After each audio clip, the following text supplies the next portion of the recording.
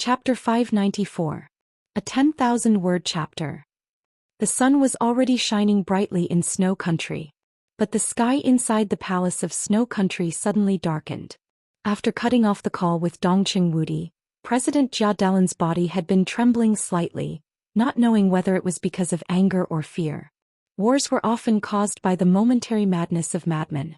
Behind this madness, President Jia Delin also realized what kind of price he had to pay. But he didn't expect that the price he had to pay was already unbearable at the beginning of the war.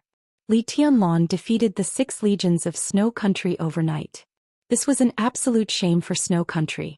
But in the chaos, Jia Delin could accept all this. After all, Li Tianlan could defeat 6 legions, but he might not be able to defeat 8. Even if he could defeat 8, what about 10?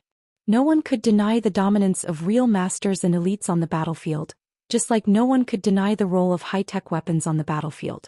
But at the end of the day, war was a fight between people. On a real cruel battlefield, artillery, bullets and everything else would be destroyed and masters would fall. Large-scale wars were never the stage for masters in the dark world to show off their skills. A large number of soldiers was everything and the only factor that could determine the outcome of a war. Jia Delin could also endure the stalemate and heavy losses of Mormons. Didi was very strong. The Purgatory of Heaven capital was very strong. The Samsara Palace was very strong. The Beihai Corps was very strong. But this was something they had expected. In the final analysis, the reason why Jia Delin dared to launch a war was that the return of Tyrant made up for the lack of top-notch combat capability of Snow Country. After adding this strongest link, Jia Delin was completely confident that the millions of troops of Snow Country would wipe out everything. And although this war was launched by Snow Country, it was far more than the participants. Nearly half of the countries in Eastern Europe, large and small, had already stood in the camp of Snow Country. It would only take one night or even less than one night to wipe out the powerful families that were similar to tumors in their own territories. Then they would form a coalition army and go straight to Mormons. So in this war, the army of Snow Country was endless, and it could be said to be in an invincible position. Jia Delin had no reason not to be confident. As for Zhou State was indeed the most powerful country in the world today, but the Divine Shield Corps of Snow Country with nearly 200,000 troops was also an elite force second only to the Polar Bear. In Jia Delin's estimation, even if these nearly 200,000 troops were no match for the Black Dragon Army of the Border Control Corps of Zhou State, it would not be difficult for them to form a solid defense line that the Black Dragon Army could not break in a short time. Zhou State would also mobilize troops. The Divine Shield Army would eventually collapse. But this will take time. What Zhou State lacked the most now was time. In Jia Delin's expectation, when Zhou State gathered its army and broke through the defense line of the Divine Shield Corps, the final battle of Mormons should have already ended. At that time he would lead the countless coalition forces of various countries to the south. The absolute advantage in numbers could completely make up for the gap in combat effectiveness. At that time he might even be able to defeat the army of Zhou State and force Zhou State to lower its head and compromise. For example, he could take back part of the land that originally belonged to Zhou State and now belonged to Zhou State but used to belong to Snow Country. For example, the territory that the Wang family of Beihai first developed, most of Beihai province, used to belong to Snow Country. Therefore, although President Jia Delin felt heartache for the current huge loss, he was still full of expectations for a better future. But he never expected that the biggest problem turned out to be the Divine Shield Corps, which should not have a problem the most. There were 120,000 people in the Black Dragon Army. Only 40,000 people stayed behind. 80,000 people rushed to the border of Snow Country. In just a few hours they directly broke the defense line of the Divine Shield Corps. The 2 marshals of the Divine Shield Corps knew Snow Country very well. The failure of this battle was so straightforward that it stunned people. But the military could not find any dereliction of duty by the 2 marshals who died in the battle. There was no problem with the defense line of the Divine Shield Corps. There was no problem with the armaments, logistics and morale. There was no problem with anything. The only problem was that the Black Dragon Army was too strong. There was no conspiracy. In the face of the defense line of nearly 200,000 people, the Black Dragon Army directly rushed up. After the meal, the defense line was forcibly smashed. Such a gap lay in pure strength and fighting desire. This was not a strategic mistake, but it was an extremely fatal oversight. It was not until this moment that the world discovered that the Border Control Corps was the most elite super-large comprehensive army of Xianxia state. This was true. The Thunderbolt Battalion was also the most elite army of the Border Control Corps. This was also true. But the Border Control Corps with Dongqing Wudi and the Border Control Corps without Dongqing Wudi were two completely different concepts. The Border Control Corps. The Dongqing Corps. The God of Massacre Corps. In the Border Control Corps, wherever Dongqing Wudi, the god of massacre of Xianxia state, was the Thunderbolt Battalion. The attack was like fire. The momentum was like thunder breaking the sky. The Divine Shield Corps was defeated all the way and the Black Dragon Army kept rushing. By the time President Jia Dalan talked to Dongqing Wudi, there were less than 60,000 people left of the 80,000 people of the Black Dragon Army, while the nearly 200,000 troops of the Divine Shield Corps were defeated. And now there were less than 20,000 people left. There were no prisoners. The death of some soldiers was not even a sacrifice. When the defeat was at its peak, what the losers would encounter was the most brutal slaughter.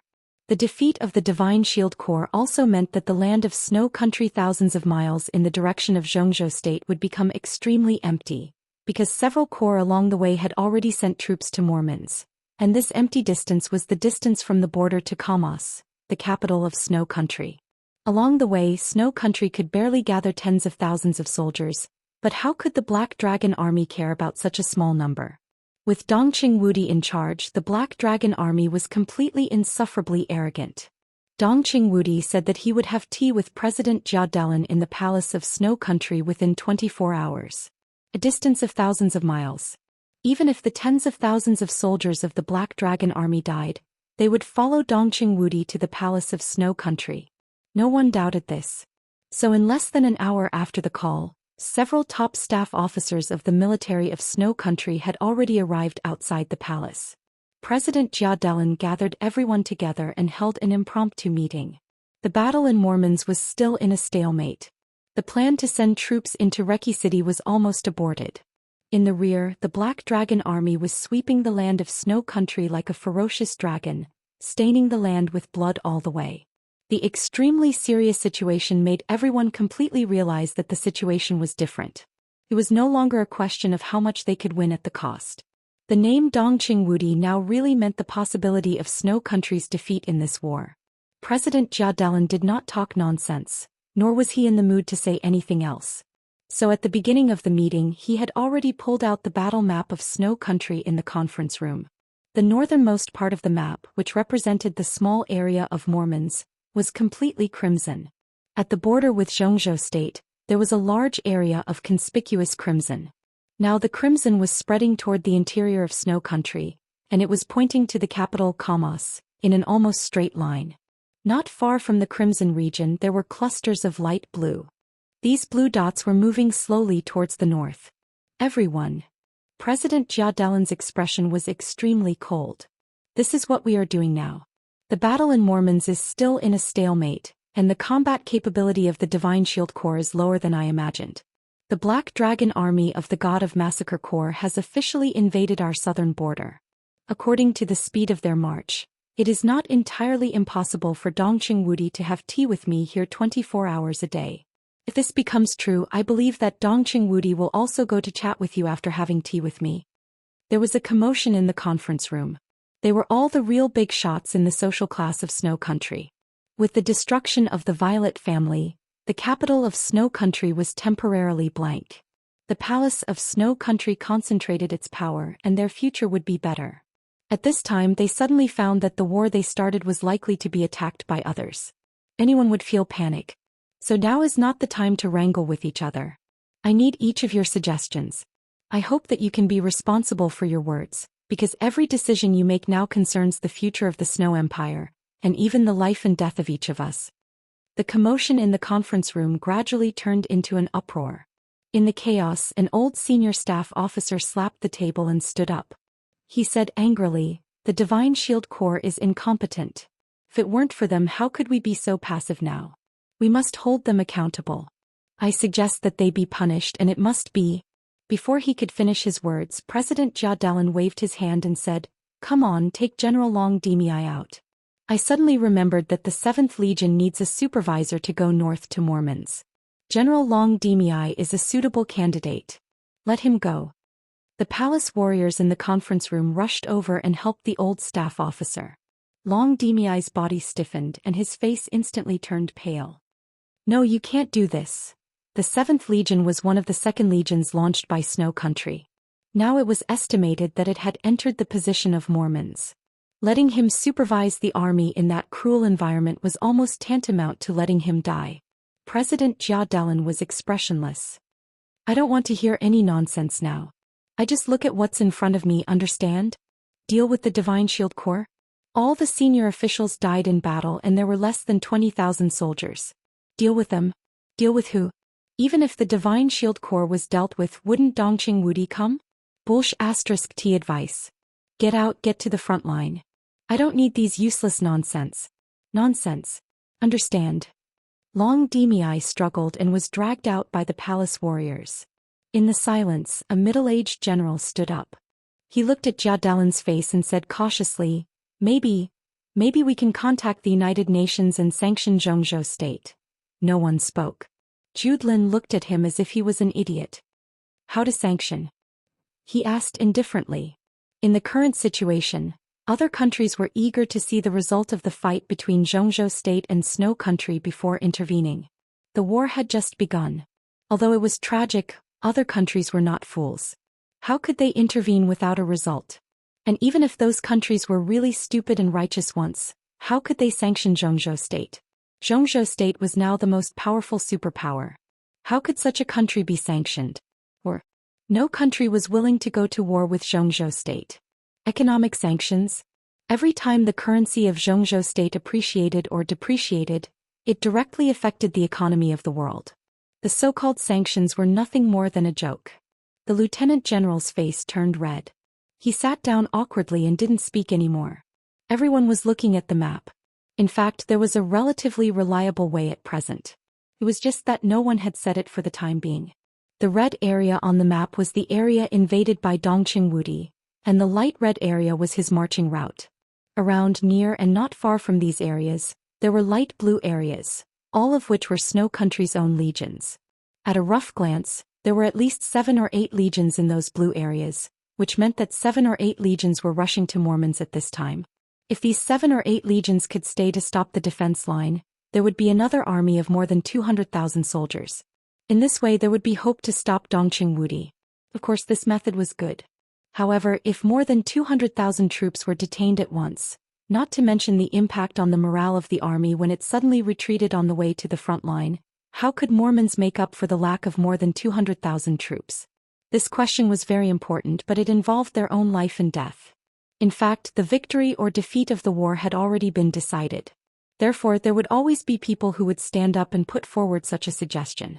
After all, this was the only feasible way. However, in such a situation, whoever stood up and said this first was admitting that he was afraid of death. It was okay to be afraid of death. But in the war, how could a soldier be afraid of death? This chapter is not over. Please turn the page. Once he stood up this time, he would not be able to get his power and status in the future. There was silence. There was a long silence. Until the shrill ringing of the phone was suddenly remembered. Jia Delin's arm trembled. He took the phone from the secretary and listened to it for a while. His eyes became colder and colder. He threw the phone on the desk in front of him and said in a cold tone, "The latest battle report shows that Rust City has fallen. The Divine Shield Corps," he paused and said with great bitterness and difficulty, "the whole army was wiped out." There was an uproar. The crimson-red area on the battle map once again spread forward a certain distance. The distance was actually very small. But Snow Country, which had the largest territory in the world, was actually not big on the map. This stretch of distance made everyone shudder with fear. How could it be so fast? In the uproar, a relatively young staff officer finally stood up. This young man, who should have had a great future in Snow Country, said calmly, "Mr. President, I suggest that we immediately transfer back the 7 Corps in the area near Dongqing Wudi and form a line of defense to protect Kamas." His voice seemed steady, but it was trembling. No one despised this young man for being afraid of death. Everyone looked at him with gratitude. Jia Delin glanced at him and said in a dull tone, "What about Mormons? It's more important here. The young staff officer said quietly. Important? What's important? Jia Delin asked. He suddenly stood up and roared hysterically. What's important here? Because this is the capital. Is there a palace here? If we lose this place, Snow Country will lose face? Bolsh *. An army of 200,000 people was wiped out in a few hours. *. Do you have face? Is this place more important than Mormons? If we fail in Mormons, do you idiots know what will happen to Snow Country? Stupid. Idiot. Incompetent. As he roared, everyone lowered their heads, not saying a word. Jia Delin gasped heavily and looked at the silent scene. After a long time he suddenly laughed. It seems that you idiots won't have a better suggestion, right? It was quiet. Jia Delin nodded. Then I have a better suggestion. He looked at the young staff officer who was still standing there and said calmly, Vincent is right. Of course, the capital is important, but compared to Mormons, it's not that we can't compromise here. Even if we compromise, can we defeat Dongqing Wudi by detaining these 7 legions? Who has the confidence? Who has the confidence? It was still quiet. Jia Delin continued to nod. Look, we don't have the confidence to defeat Dongqing Wudi, but what if we change our perspective? Who has the confidence to defeat Wulan State? Everyone raised their heads and looked stunned. Defeat Wulan State? The army of Wulan State was not strong. After the trial day and the date of death, Wulan State's military power and high-level officials suffered heavy losses. Too many people were sure to defeat Wulan State. I won't admit defeat. Jia Delin said blandly, so I want to bet with Dongqing Wudi. I believe that the army of Snow Country is a real elite. Give my order. He turned his head to look at the blue light spot on the map and pointed. Let the 9th Corps and the 14th Corps stand by. Others continue to go to Mormons. Everyone looked at the screen. On the screen, the positions of the 9th Corps and the 14th Corps were extremely subtle. In everyone's speculation, Jia Delin grinned grimly. President Li Huaqing of Zhongzhou State is in Reki City. As long as we take Reki City and capture the president of Zhongzhou State, do you think Dongqing Wudi will continue to march? In the quiet conference room, a group of high-level officials looked at Jia Delin blankly. No one even objected. There was only one thought in their minds. Crazy. Jia Delin was completely crazy. Jia Delin looked at the map. On the map, the 2 corps he had left were only a few hundred miles away from Reki City, much shorter than the distance that Dongqing Wudi had traveled to the capital of Snow Country. Jia Delin nodded with satisfaction, looked at the crowd around him and said blandly, Who wants to go with me? In the roar, everyone stood up. Not because everyone was willing to go, but because they were shocked. The meaning of this sentence couldn't be simpler. Jia Delin, the president of Snow Country, was going to attack Reki City in person when Dongqing Wudi marched to the capital. The cold wind blew from the barren polar region, bringing with it the broken ice and snow in the polar region. The cold chill seemed to contain endless malice, penetrating into every pore of the body. He walked quietly. It seemed that the war that would last forever had been left behind by him. The desperate shouts and roars of war gradually faded away. Silence enveloped the wilderness. In the empty world, it seemed that only the numb heartbeat was still going on, one beat after another. His heart was completely empty. The scene in front of him was extremely vague. His messy thoughts had become muddle-headed after the intense fluctuation. The numbness covered him with coldness, taking away the low temperature from his body. He could not feel the cold or the pain. When he moved forward, he could not feel any direction or future. It was empty. The whole world had become completely empty. In the deep darkness of the polar night, he staggered and stumbled in the desolate wilderness, like a walking corpse that had completely lost its soul. He didn't know where he was going, what he was doing, or even who he was. The pain in his heart had long since disappeared. His empty thoughts were completely desolate. The obsessions of the past years, whether they were expectations, bitterness, or hatred, all had a meaning of existence after all.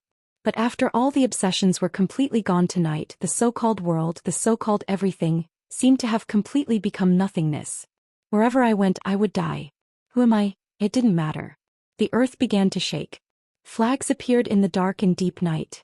A dense army surged in front of him. The main battle tanks, which looked like ferocious beasts, opened the way in front. Behind them, military trucks full of troops galloped forward. The army was vast and occupied almost all of his field of vision. He seemed to be unaware of it and walked forward numbly. The barrel of the main battle tank aimed at his body for the first time. In the command room in the center of the truck fleet, his figure also appeared on the screen in front of the general of the Eisen Federation. He was dressed in black, his face was pale and his eyes were red and dull. Blood stained his black clothes and a large area of his clothes had completely turned dark red. As he walked, wisps of blood seemed to come out from all over his body. He ignored it and just walked forward, incomparably stupefied. This was an Easterner. The general easily made a judgment. Then he grinned grimly. Tonight in Eastern Europe at this moment, any Easterner who was stained with blood had only one end. The general picked up the walkie-talkie in front of the battle map and sneered, "It's a thug from Zhou state. Open fire and kill him." The muzzle of the main battle tank in front of him turned, and the dark muzzle carried a clear sense of death. The general looked at the cruel scene that was about to happen with interest and muttered to himself, "These bastards should all be killed." The cannons of the main battle tanks were about to roar. The general suddenly changed his mind.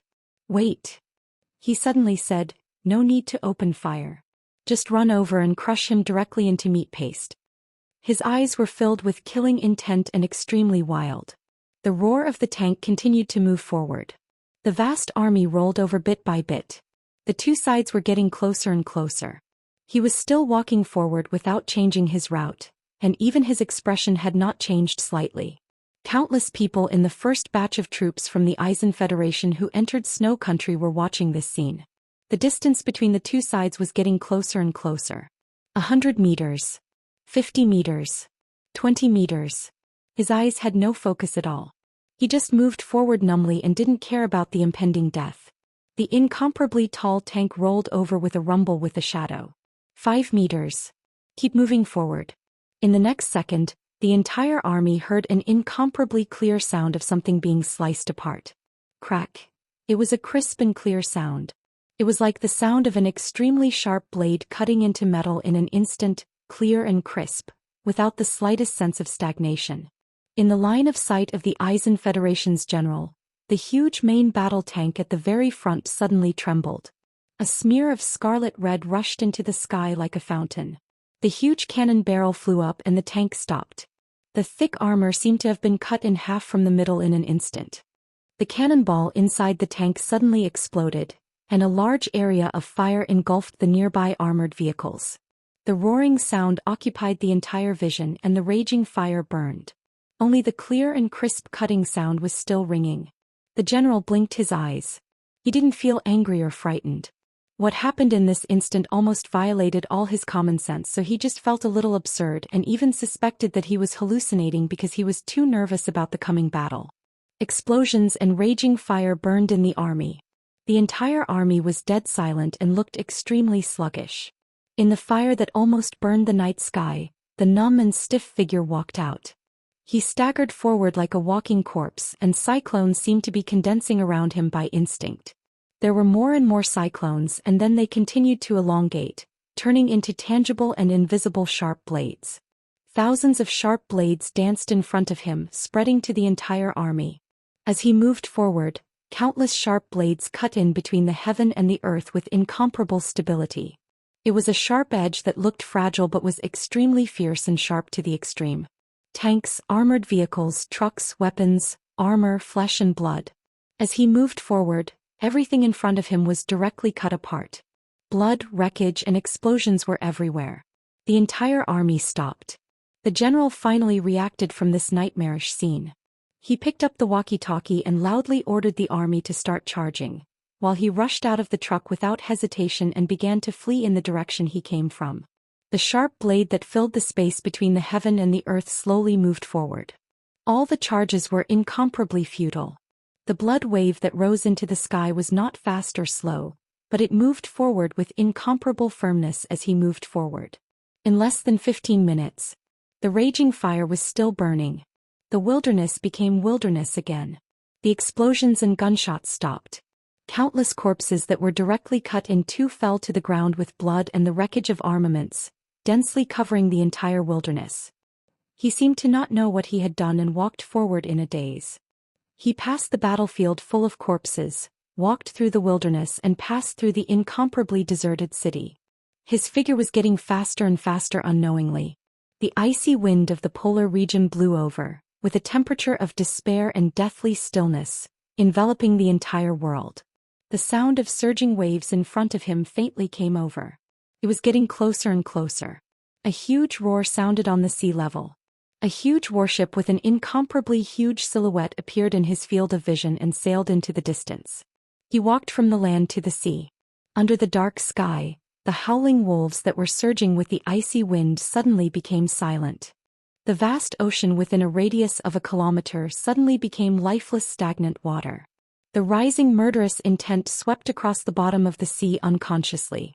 Fish and shrimp, seaweed, shells, reefs, ice.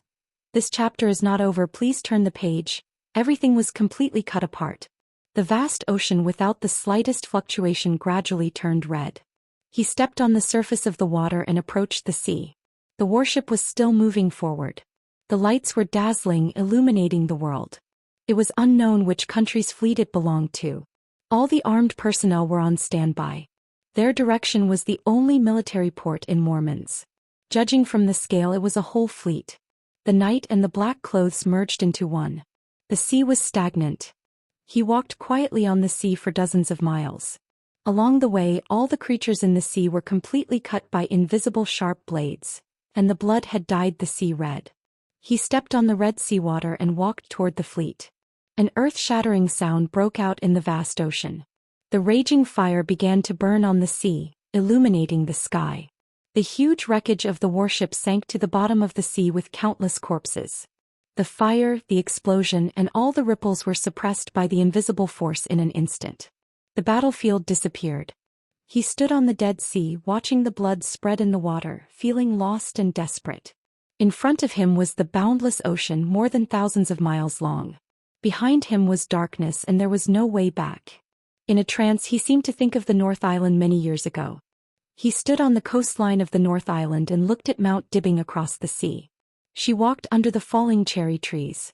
Her eyes were brighter than the evening sunset. The assassin and the Holy Virgin. The cherry blossoms in the sea. His figure was a little shaky and all his strength began to decline slowly bit by bit. But the killing intent that was condensed to the extreme began to rise. He felt the pain and his will gradually became sober. His firm will flickered. He thought of his life from childhood to adulthood, many people, many things, countless life and death and countless separations. He thought of Situ Tsangye Li Kwangtu, the high spirits when he was young and frivolous, the picturesque rivers and mountains on Mount Dibbing and the white snow on Mount Taibai. The cherry blossoms on the North Island, the vast sea and the solemn trial. Pictures flashed in his mind one after another. He looked at the flowers on horseback. He thought of Angel again. The holy land of Italos. All the pictures began to dim and disappear. He suddenly realized that what he remembered most in his life was not Angel. It was not a long time because it was less than a lifetime. It was not a short time because he had never died young. What he remembered most clearly was the scene of being separated from Angel and being thrown out of the Holy Land like a dog until today. It was anger, unwillingness, longing, concern, and care. For so many years, all his emotions were obsession. He became stronger at all costs. The only thing he wanted to do was to go to the Holy Land again and bring his woman back. Tribulation. It was obsession in itself. He stood on the sea and his eyes were burning. That was the raging fire of Mormons. Countless saint warriors were gathering. Her body was nailed to the cross. Blood flowed and floated in the air. The fire was burning, twisting the air. That was the last time. He did not see her face clearly. Her expression. In the space distorted by the fire, the last time.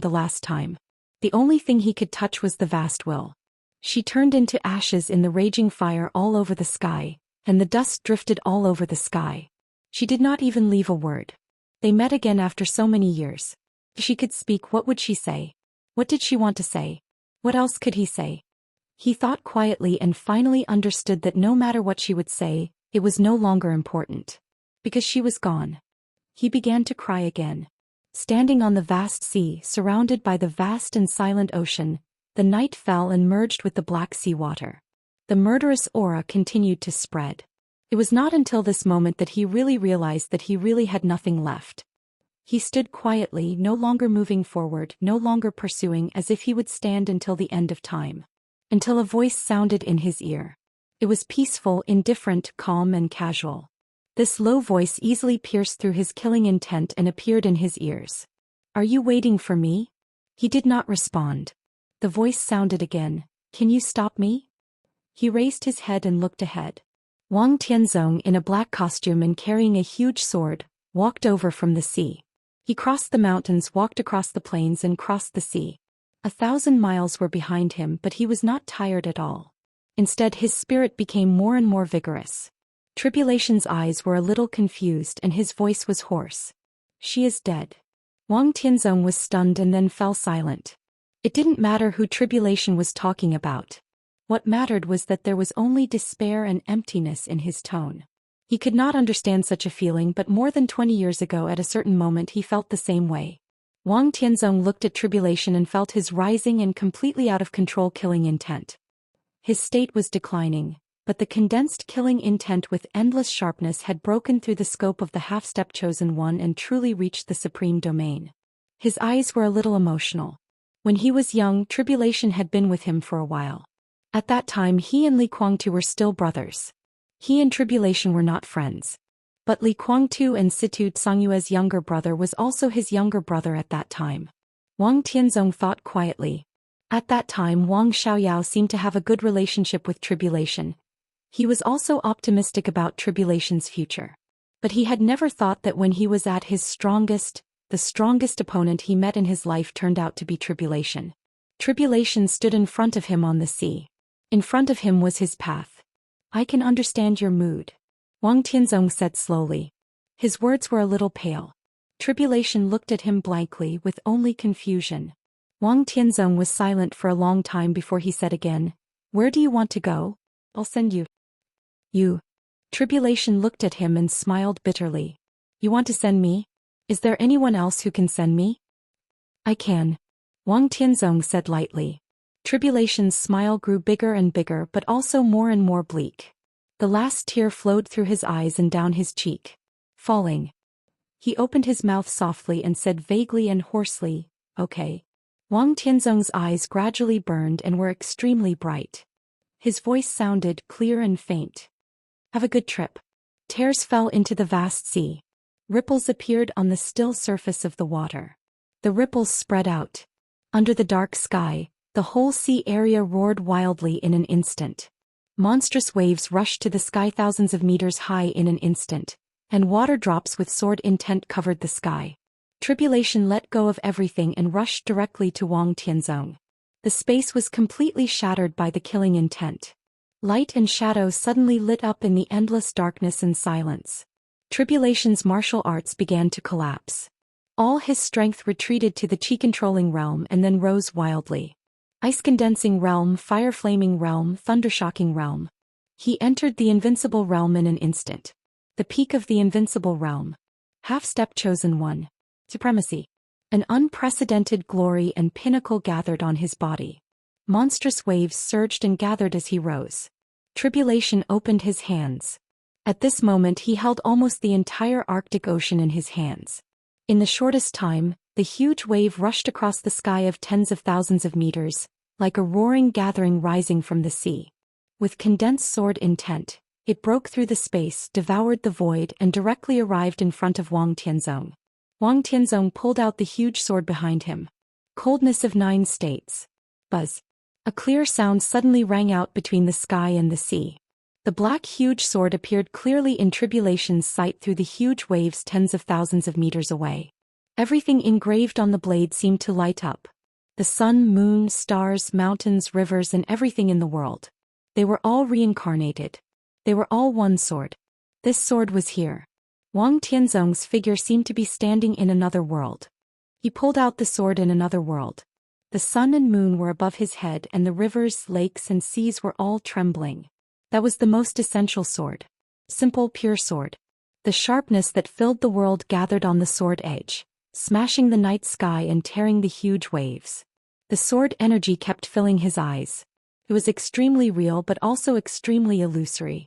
Light and darkness were constantly alternating in this sword. Between day and night, the extremely explosive sword energy instantly arrived in front of Tribulation. Boom!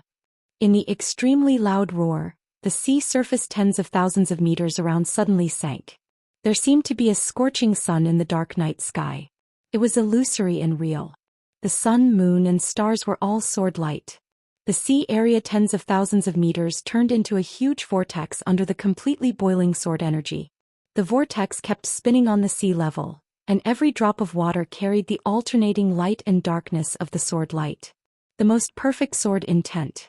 The most extreme outbreak. 6 paths of reincarnation sword.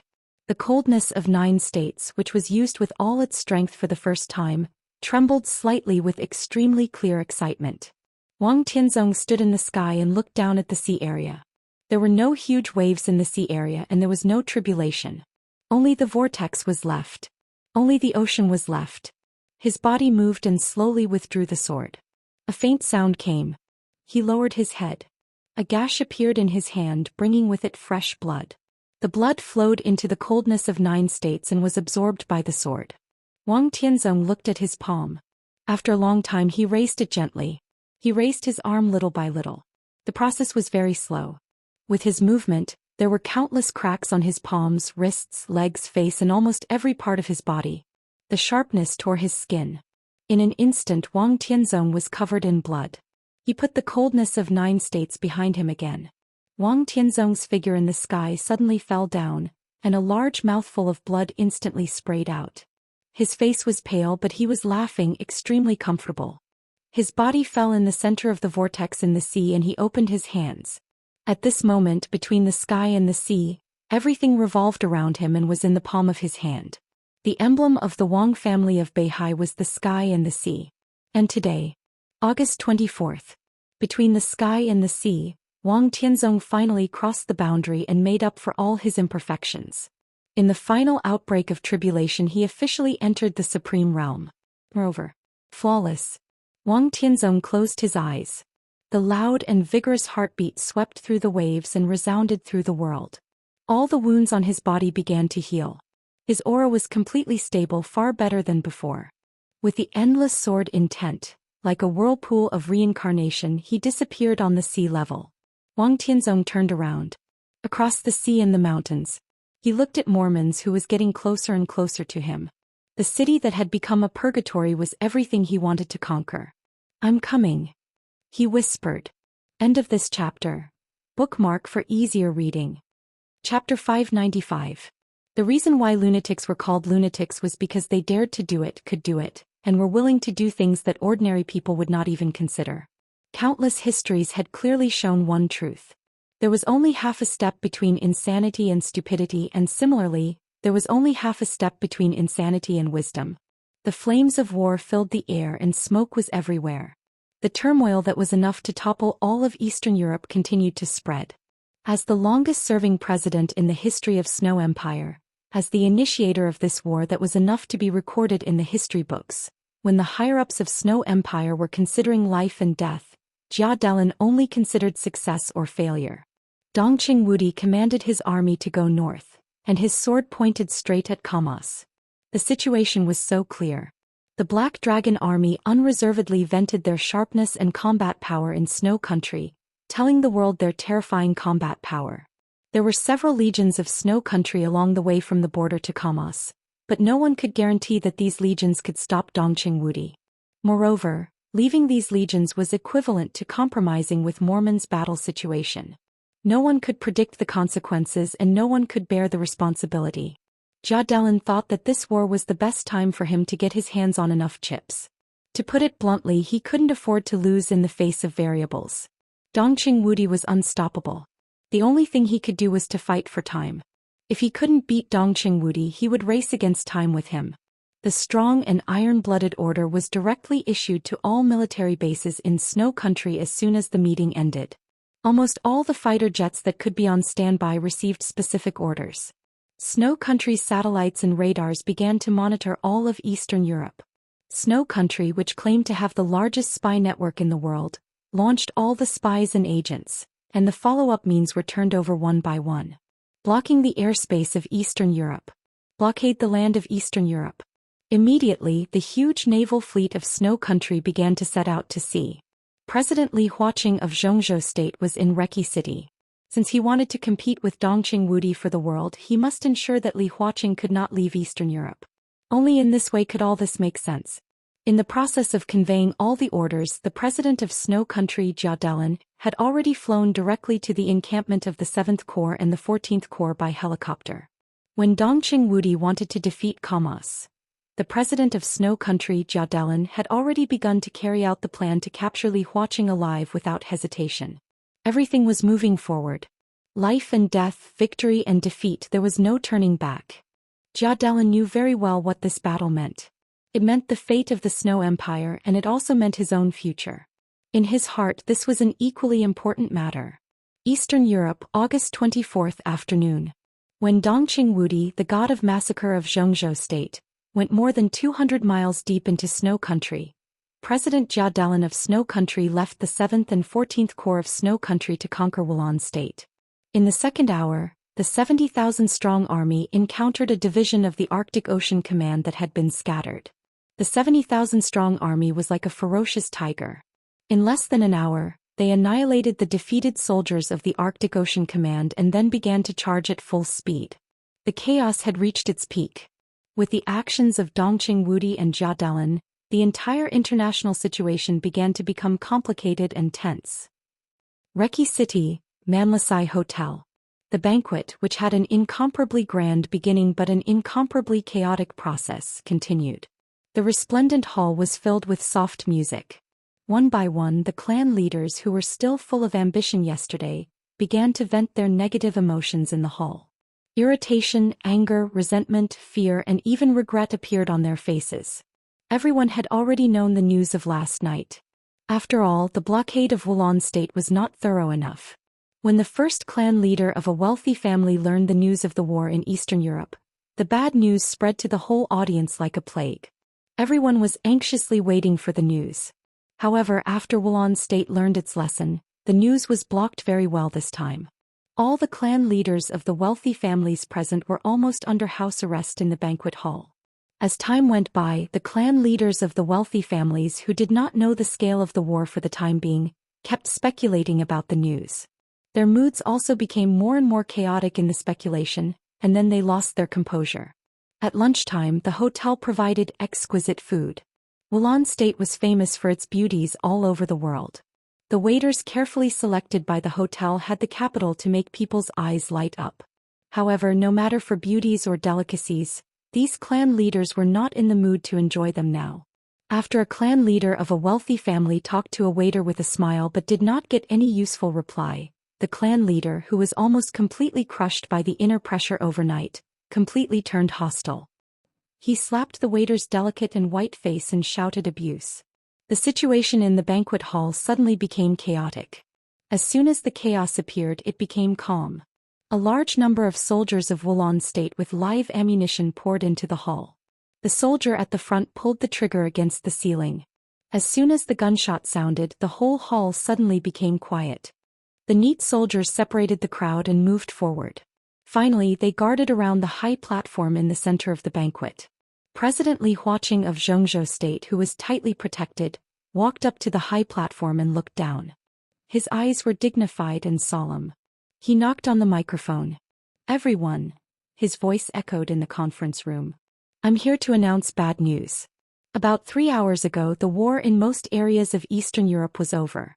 In the extremely silent atmosphere, only Li Huaqing's voice sounded. "Snow Country and their allies have won." Some people looked embarrassed, some were pale, some had dim eyes, and some looked panicked. They were the clan leaders of wealthy families all over Eastern Europe. Now the war in most areas of Eastern Europe had ended and Snow Country had won. What about their families and foundations? The worst news is that we've got the exact information. This night it's not just you who were attacked. Some wealthy families who didn't come to Reki City were also targeted by the coalition forces of Snow Country, such as this one. He raised his hand and a photo that everyone was familiar with appeared on the screen of the banquet hall. "Patriarch Clive," Li Huaqing said in a deep voice. "His family is stronger than many of the families here, and it has never had any political inclination in the past. Xianxia state has no contact with the Clive family. But when the war broke out, the soldiers of Snow Country broke into the Clive family. 4 hours ago, Patriarch Clive surrendered and signed a series of property transfer agreements. 3.5 hours ago, Patriarch Clive was shot in his family headquarters. According to the current news, his beautiful wife and daughter have disappeared. A cold and stiff atmosphere suddenly broke out in the silence. Faster thief. Damn it. These bastards. In the hustle and bustle, everyone had a feeling of sympathy. It was not difficult to imagine Clive's mood when he signed the family property transfer agreement, and it was not difficult to imagine the humiliation he would suffer after his wife and daughter were missing. Li Huaqing's voice was still calm. There are many such examples. I have no other meaning in saying this. I just want to tell you that there were many reasons for the situation to develop to this point.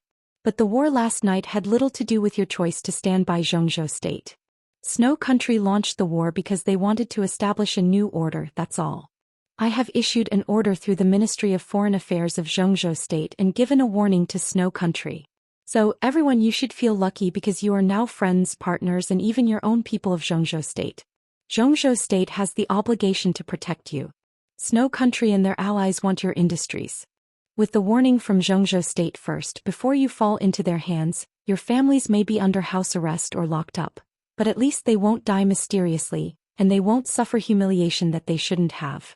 All the patriarchs of the wealthy families in the banquet hall were silent.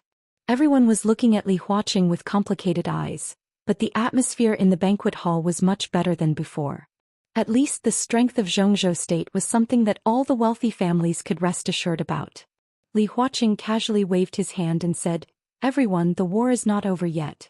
I, the standing minister of the army headquarters of Xianxia state, Marshal Dongqing Wudi, has now led tens of thousands of elites of the Black Dragon Army to penetrate hundreds of miles into the territory of Snow Country. It is estimated that Marshal Dongqing will reach Kamos in 24 hours. And the latest news is that Jia Dalan is desperate. At present he is personally leading 2 legions to Reki City. Snow Country is racing against time with Marshal Dongqing. You should all know what this means. Jia Dalan wants to capture not only me but also the delegation I brought with me because those hundreds of people are also important figures in Xianxia state. Similarly, he also wants to capture you alive. What I said is the truth, and I want to emphasize that from now on, I will not leave this hall. The war is going on. Everyone in Xianxia state is taking the same risks as you. And the outcome of the war depends on the speed of Marshal Dongqing and Jia Dalan, on the decisive battle in Mormons, and also on you. At this time, if you have any means that you haven't used, there is no need to hide them now. In a few hours, a dozen hours, I hope to still be here to celebrate our victory with you. At that time, the cake in front of us will be the whole of Eastern Europe. Heaven and hell had always been separated by only a thin line. This banquet had now become a complete gamble. The loser would lose all their possessions and their families. The winner would get endless benefits from all of Eastern Europe. Li Huaqing walked down the platform and said, "If anyone wants to quit or seek refuge in Snow Country at this time, you can leave.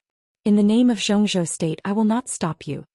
His figure walked to the lounge at the back of the banquet hall. The patriarchs of the wealthy families in the hall did not move. In the subtle silence, someone finally began to take out their mobile phones. The mobile phone signal had been restored. One call after another was made to all corners of Eastern Europe. The hidden means of the wealthy families began to ferment gradually. Behind the banquet hall was a row of corridors. There were boxes on both sides which were lounges. It was also a place to talk about some major projects and cooperation. The soldiers escorting Li Huaqing stopped in front of the corridor. Li Huaqing walked to his lounge alone. His expression was still calm, but his eyes were full of solemnity. By now, the chaos in Eastern Europe was no longer a conflict in the Dark World, but a large-scale war involving the whole of Eastern Europe. Xianxia state had been completely involved. The winner would live, the loser would die, and the way to retreat had completely disappeared. At this time he suddenly missed the Snowdance Corps, which had been frozen on the parade square by Wang Tianzong's sword. If the Snowdance Corps of more than 10,000 people could move freely at this time, the entire Reki city would have at least 100,000 more troops. What was there to fear about the 2 legions of Snow Country? Passing the corner. A clear and melodious laughter rang out. It was the laughter of a young girl, delicate, mellow, and carefree. Along with the girl's laughter, the middle-aged man bragged triumphantly, "Daughter, you don't know that I was standing at the gate of the group at that time." Merson and the leaders of several other consortia bent over and walked down the steps. They even wanted to shake hands with me. "Ha, it's a joke." Agreed. How could I agree? I wouldn't agree. The old guy Merson almost knelt down to me.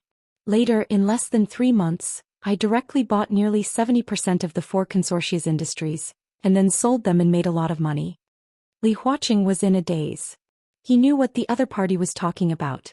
However, at this time and in this kind of atmosphere, it was really inconceivable to hear such a conversation. How heartless must one be to brag here when war and artillery could come at any time? He passed the corner and turned his head to take a look. In his sight, Han Donglu, the boss of Zhongzhou State's Flourishing Age Fund, was standing in the corridor with his daughter Han Xinyan, talking smugly about his past when he was young. Li Huaqing shook his head subconsciously. He knew what Han Donglu had just said. It was many years ago when the Flourishing Age Fund had just risen. At that time, Li Huaqing was still working in Liaodong. The so-called Merson was a financial tycoon in Eastern Europe many years ago and also the most important stepping stone in the rise of the Flourishing Age Fund. The financial war between the newly rising Flourishing Age Fund and Merson's Angel Fund could be said to be really thrilling. Although there was no fighting, every detail was full of unconstrained intelligence. After the end of the war, the Flourishing Age Fund expanded into a real behemoth almost overnight. Today that war was still regarded as an unsurpassable legend by the industry. He did have the capital to brag about this matter, not to mention that he was bragging to his own woman. It didn't matter if it was exaggerated. But the point was, didn't Boss Han feel that the occasion was wrong?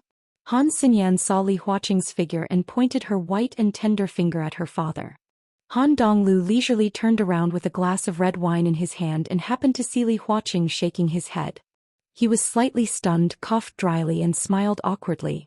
"Mr. President, I'm sorry." "Don't mention it. What Boss Han just said is true.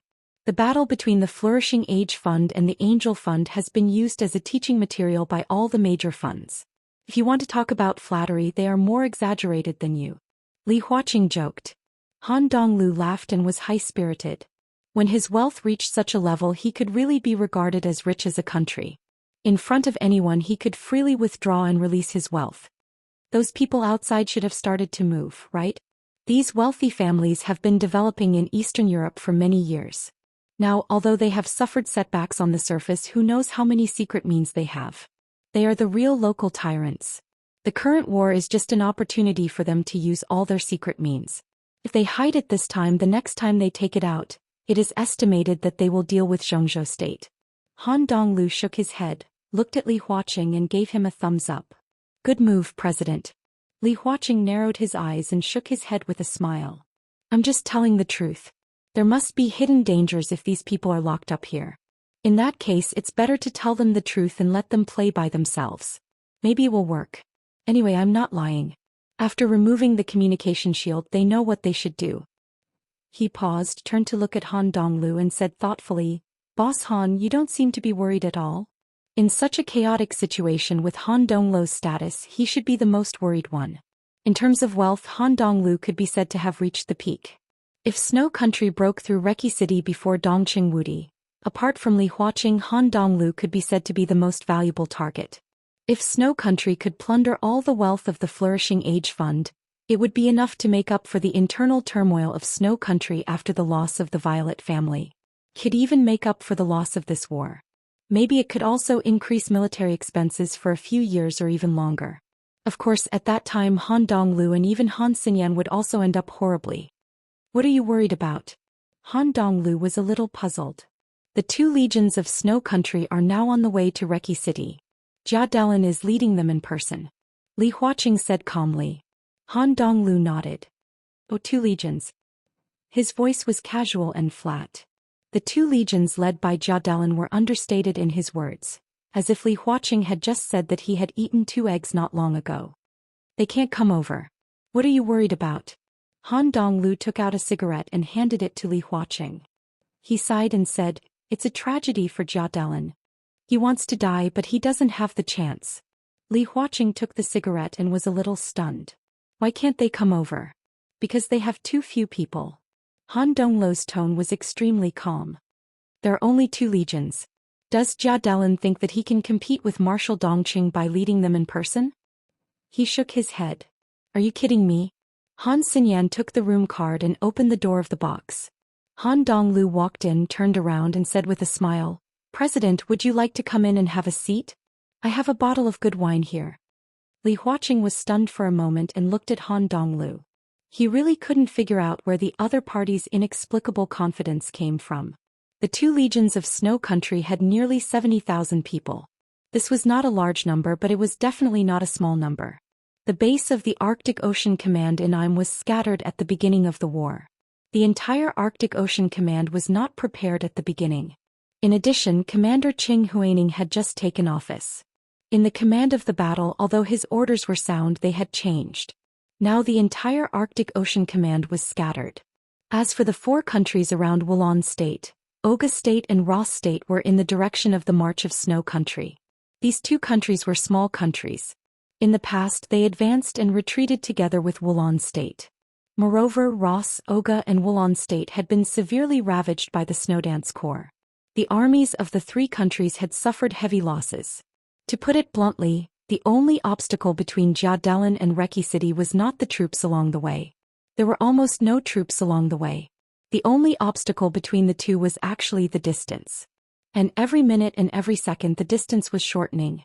If not, Jia Delan would not be crazy enough to compete with Dongqing Wudi in speed. After all, a madman was not an idiot. Mr. President? Han Donglu stood outside the door and shouted again, Don't you want to come and sit down? No. Li Huaqing came to his senses, suppressed his inner doubts and smiled. I have something to do. Han Donglu nodded and closed the door.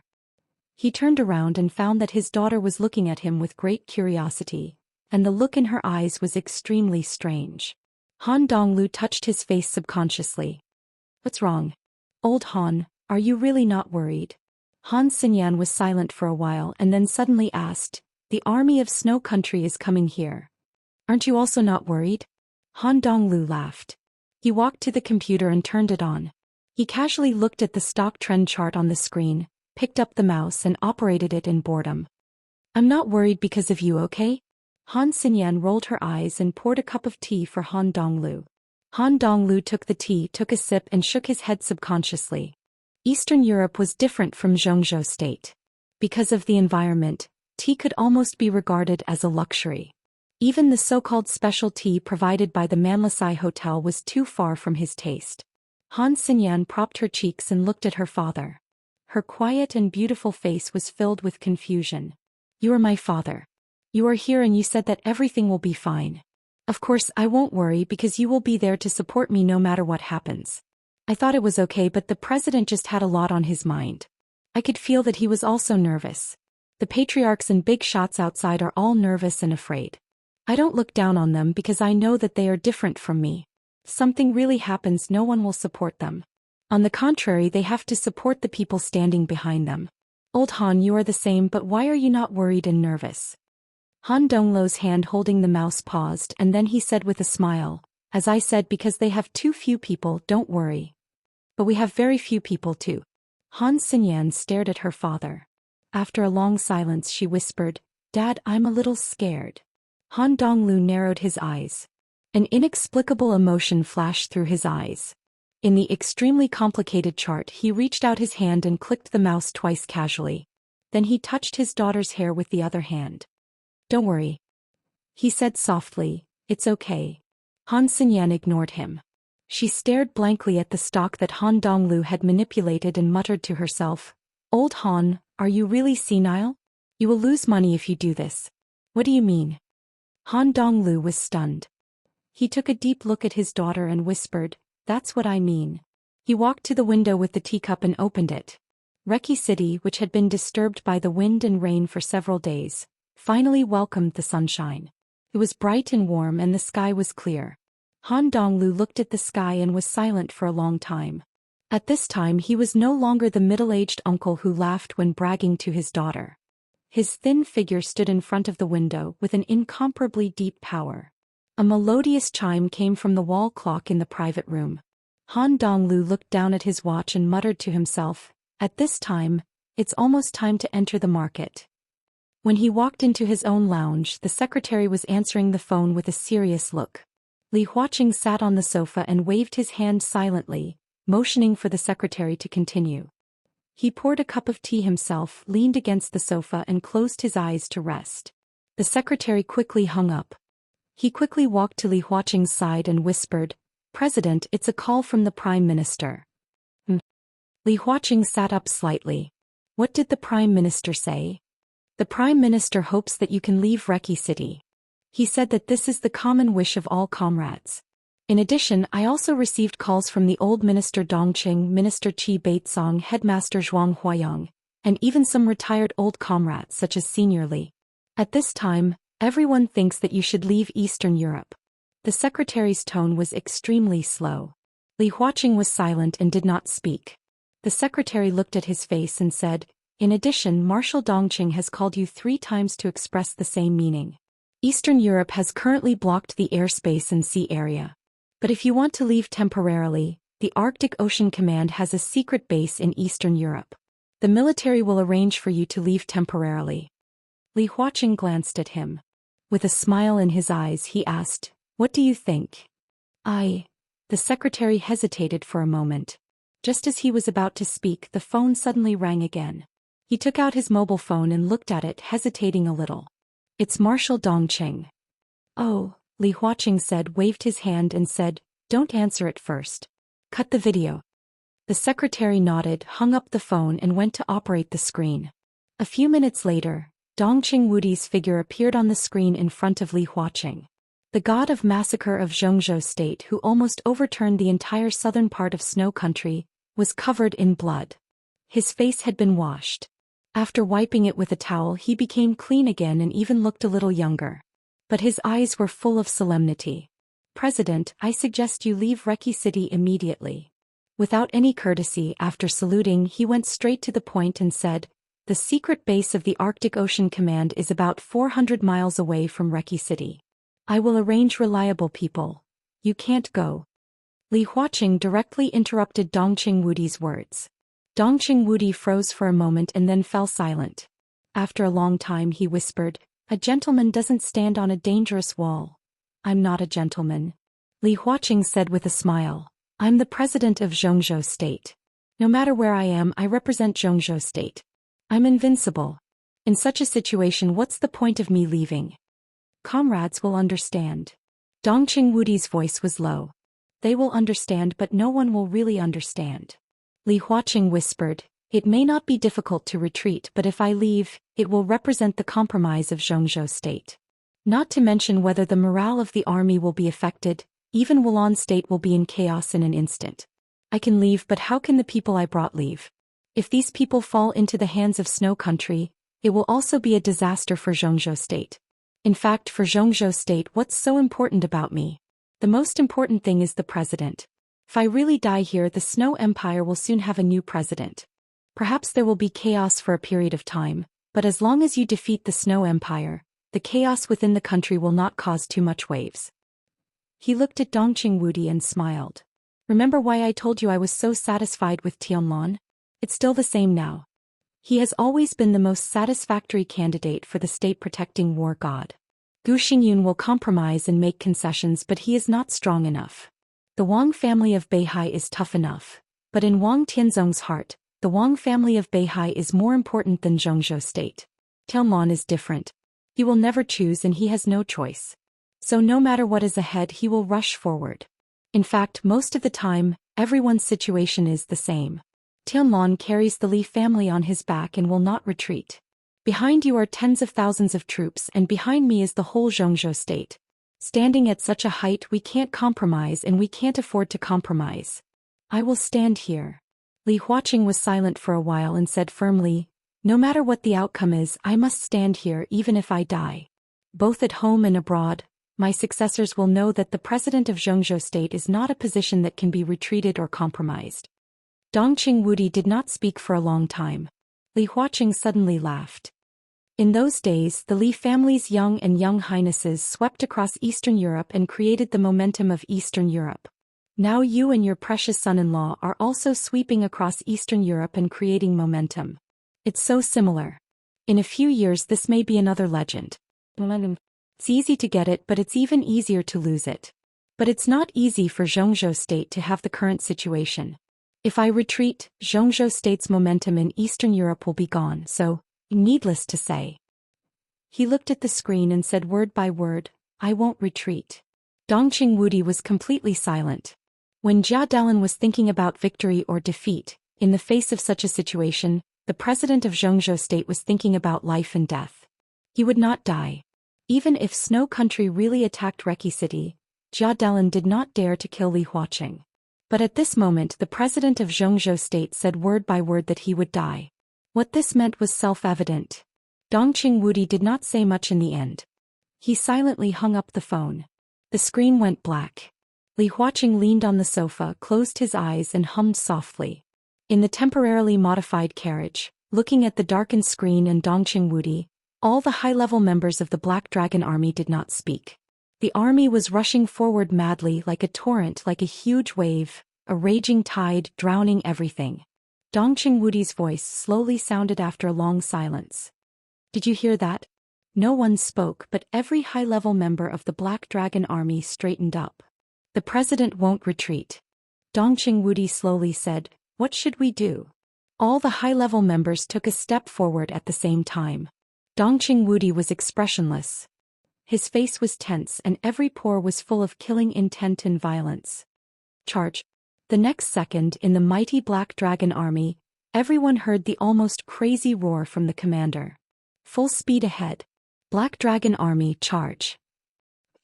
The mighty military truck ran fast on the road. Jia Dalan sat in the spacious carriage, watching the army's marching route and the battle reports from all over, his face extremely cold. The spacious truck had now become the hub of the whole Snow Country. Countless pieces of important news were gathering in this place. Important news. And all of them were bad news. 5 hours ago the 5th Fleet of Snow Country was completely annihilated. 2 hours ago the Black Dragon army of Xianxia state broke through the city of Seine. An hour ago, Mormons. The 13th Corps was completely annihilated. Half an hour ago, Li Tianlan's motorcade officially entered the Mormons area. At the same time the Purgatory God of Heaven capital personally took action. The sword light was magnificent and illuminated the whole city. The elites of the Polar Ground Alliance suffered heavy losses. Countless pieces of bad news came one after another. And the only good news was from Jia Dalan. The 7th Corps and the 14th Corps of Snow Country were extremely fast. In the full-speed charge the army had run over Im and rushed into Ross State. Although the few remaining troops of Ross State resisted desperately, they were completely dispersed in a short time.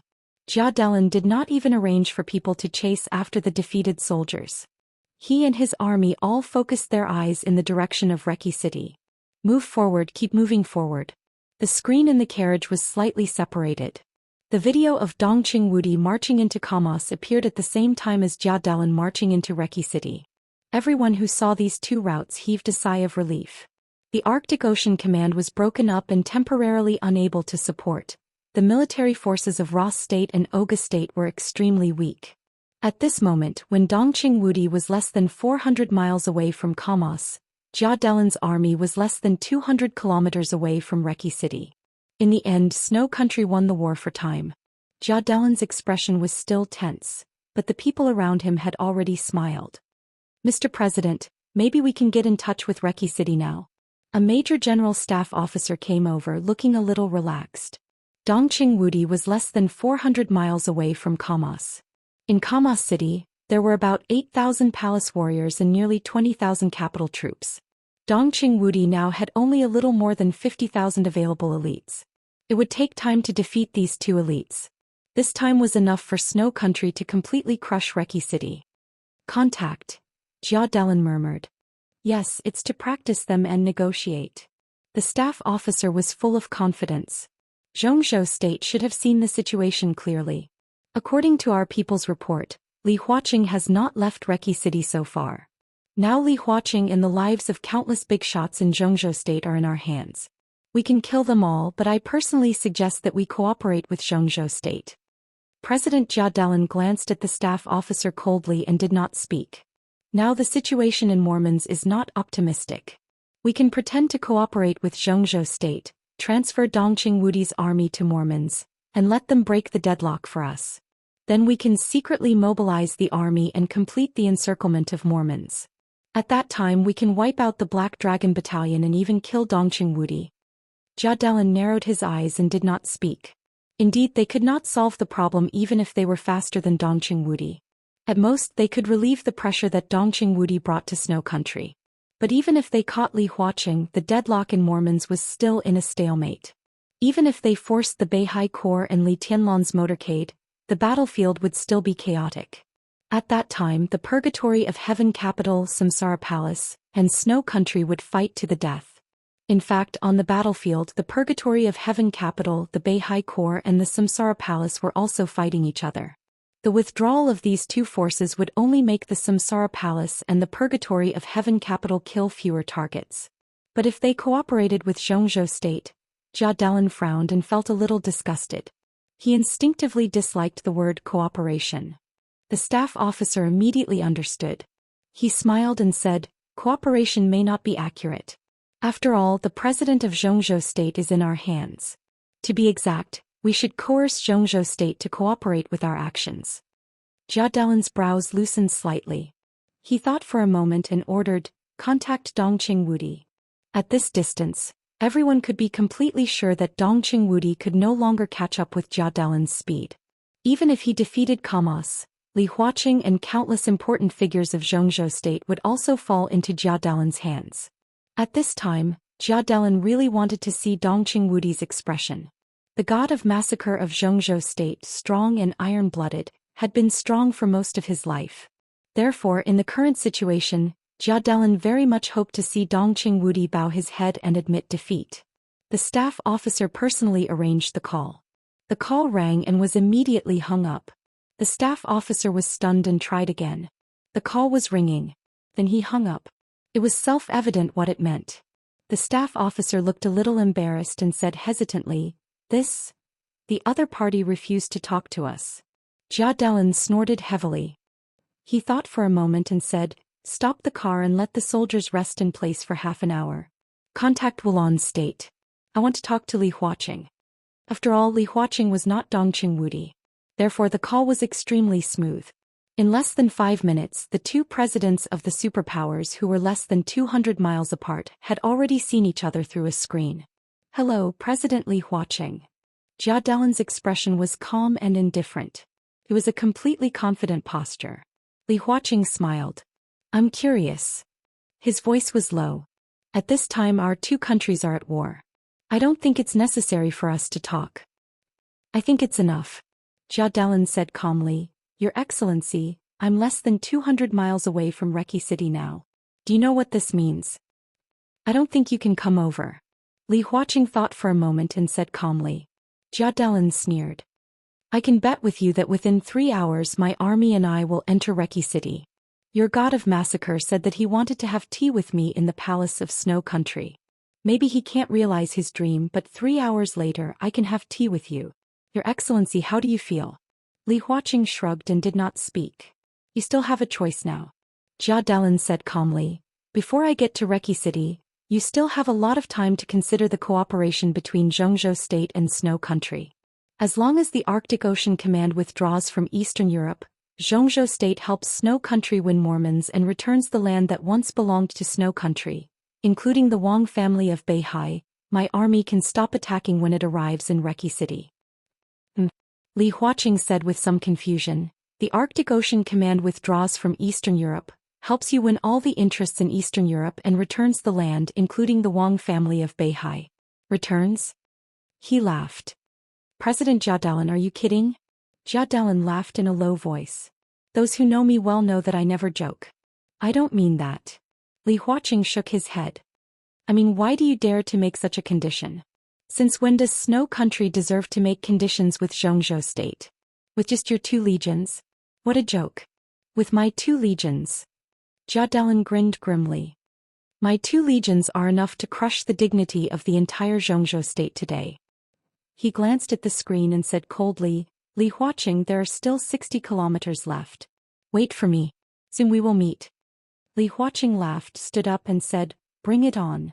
Before Jia Dalan could speak, a sudden chaos suddenly came over. A large number of legions began to be in turmoil and there was an uproar. Amidst the buzzing sound, everyone seemed to be shouting something in disbelief. Because everyone was talking, no one could hear the specific content. Jia Dalan's face changed. He turned off the video and walked out of the carriage. The outside world was already in chaos. The soldiers who were temporarily reorganizing here were running chaotically in every corner, and everyone was passing on a message. Vaguely, the bad news finally reached Jia Dalan's ears.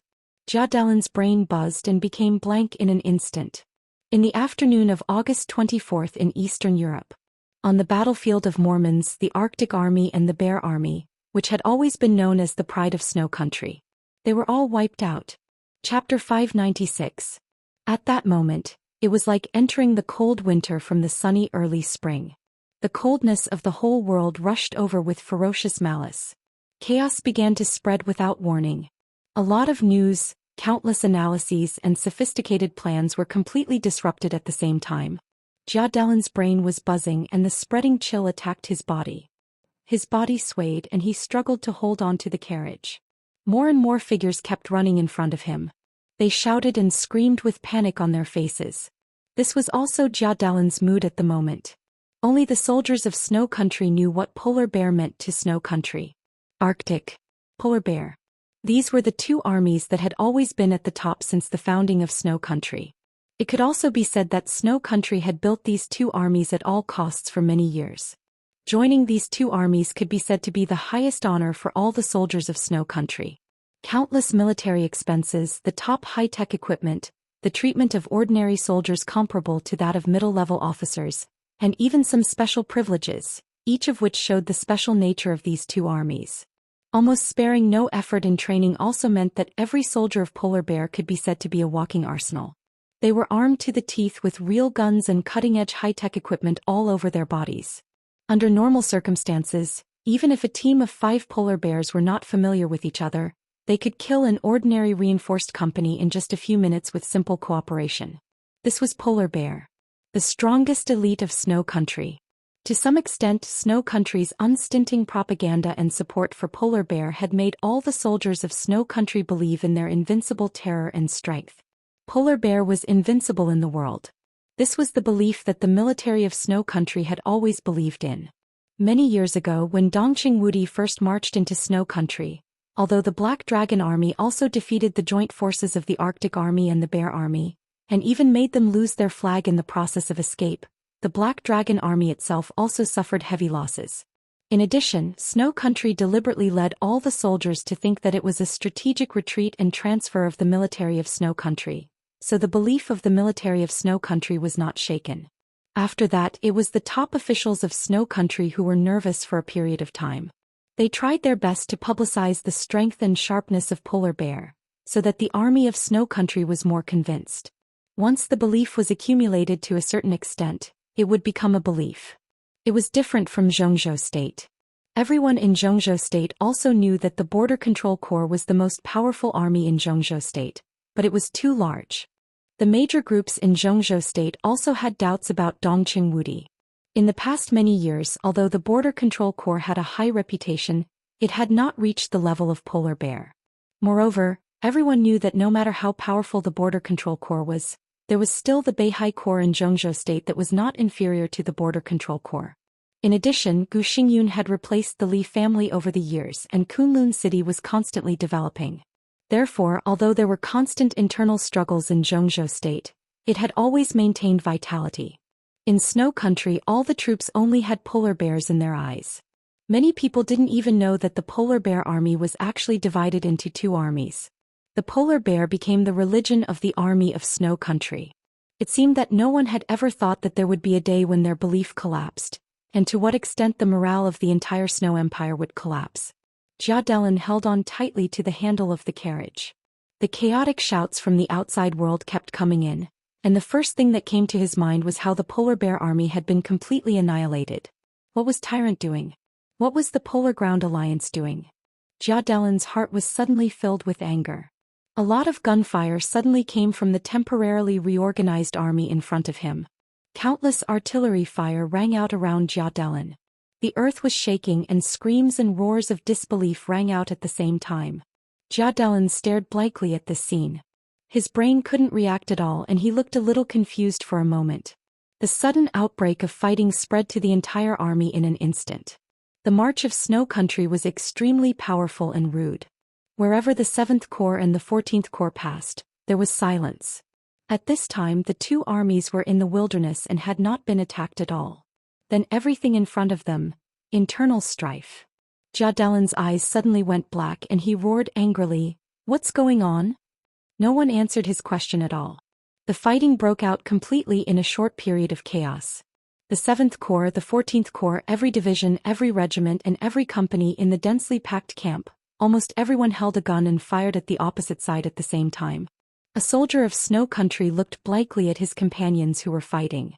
He was still hesitating and the bullet next to him had directly penetrated his chest. Sharp pain spread through his whole body and he fell down in a daze. The last scene in front of him was that a companion who he was not familiar with was pointing a gun at him, and his eyes were full of suspicion and suspicion. What's going on? The sound of gunfire rang out continuously. Indistinctly, chaotic roars sounded from everywhere, and instantly turned into a wave. Hugh has betrayed the country. Traitor, he leaked the information about the polar bear. Kill Jia Delin. Kill Hamilton. The chaotic roars impacted Jia Delin's will. Jia Delin's face was pale. Hugh Albert Milos. This name was not one of the 8 great marshals of the Snow Empire, but he was once the chief marshal of the Snow Empire, and now the chief of the Snow Empire. In terms of power and influence he could definitely be counted as one of the top 5 figures of the Snow Empire. In the decisive battle in Mormon's Snow Country was led by the new chief marshal Tyrant, and the mastermind behind the scenes was Chief Hugh. He was a veteran of Snow Country's army, and his students were all over the world. General Delin, the 2nd commander of the 7th Corps, and General Hamilton, the commander of the 14th Corps, were both students of Chief Hugh, especially the latter who was the son-in-law of Chief Hugh. Jia Delin shook his head violently. The situation was too sudden and it was completely overturned in an instant. Before he had time to figure out what was going on, the fighting was already out of control. Until now he did not even know whether Chief Hugh had committed treason. No, he did not even know how the news of Chief Hugh's treason spread. What kind of battle report would directly reach the ears of ordinary soldiers in the Corps without going through him? Jia Delin was suddenly shocked and turned to pick up his phone and began to dial. But as soon as he opened the screen, his fingers became stiff. Unbeknownst to him, there was already no signal on the lit-up screen. The fighting continued and no one could tell what was going on. As soon as the news of the annihilation of the Polar Bear Army spread, the morale of the 2 corps had completely collapsed. No one knew who was the first to shout out the news of Hugh's treason. Because of the collapse of faith, the soldiers who were eager to find support for themselves naturally began to speculate countless facts that matched their imagination. The speculations of dozens of people began to spread, and in the blink of an eye, a large number of soldiers had already believed that the destruction of the Polar Bear Army was due to Chief Hugh's treason. The commander of the 14th Corps, Hamilton, pulled out his gun in anger and killed a soldier who had provoked the morale of the army. This shot was like a fuse and all the uneasiness, fear, doubt and distrust completely exploded. Before Hamilton could put down his gun, countless bullets had already drowned him.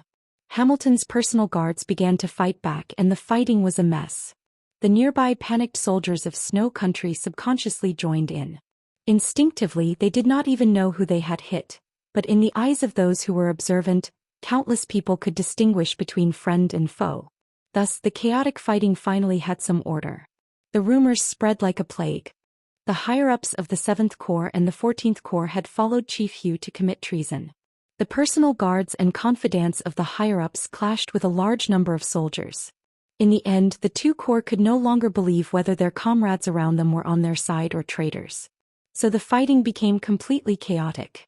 The 2 corps, which had been about to march into Reki City, saw blood and a large number of people fell. People were making noise everywhere on the battlefield as if they were shouting at the top of their lungs. At this moment Hamilton was already dead. As Hugh's student, Doring had already subconsciously believed that his teacher had committed treason. He mobilized all of his trusted subordinates and treated the scene before him as a real war. Amidst the roar of cannon fire, the situation escalated in an instant, and the clamor and shouts from every corner of the battlefield finally became clearer. Countless voices converged into one content: protect the president. In an instant, the two sides of the fighting rushed in Jia Dalin's direction at the same time. Gunshots and gunfire, screams and wails. Corpses full of blood and minced flesh fell to the ground, bringing with them endless chaos and cruelty. The war spread directly to Jia Dalin. Jia Dalin, who was gathering technicians to decode the signal shielding, began to move under the protection of several palace warriors.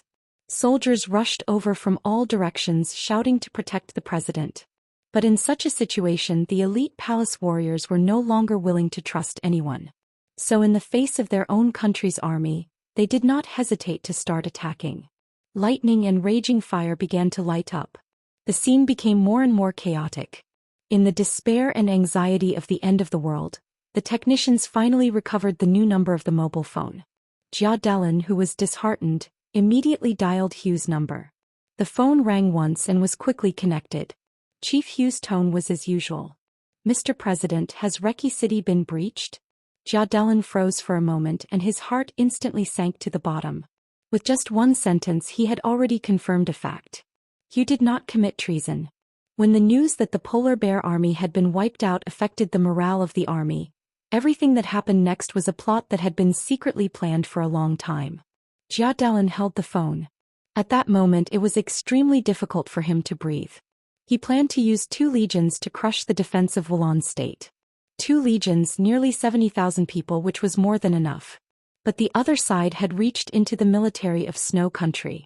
In the chaos, the morale of the army collapsed and the camp was in turmoil. After this battle, how many people were left of the 70,000? Even if there were a lot left, how many were willing to obey his orders? 1,000? Or 10,000? In the hail of bullets, Jia Dalin suddenly raised his mobile phone and roared, "Listen to me, I'm Boss Jia Dalin."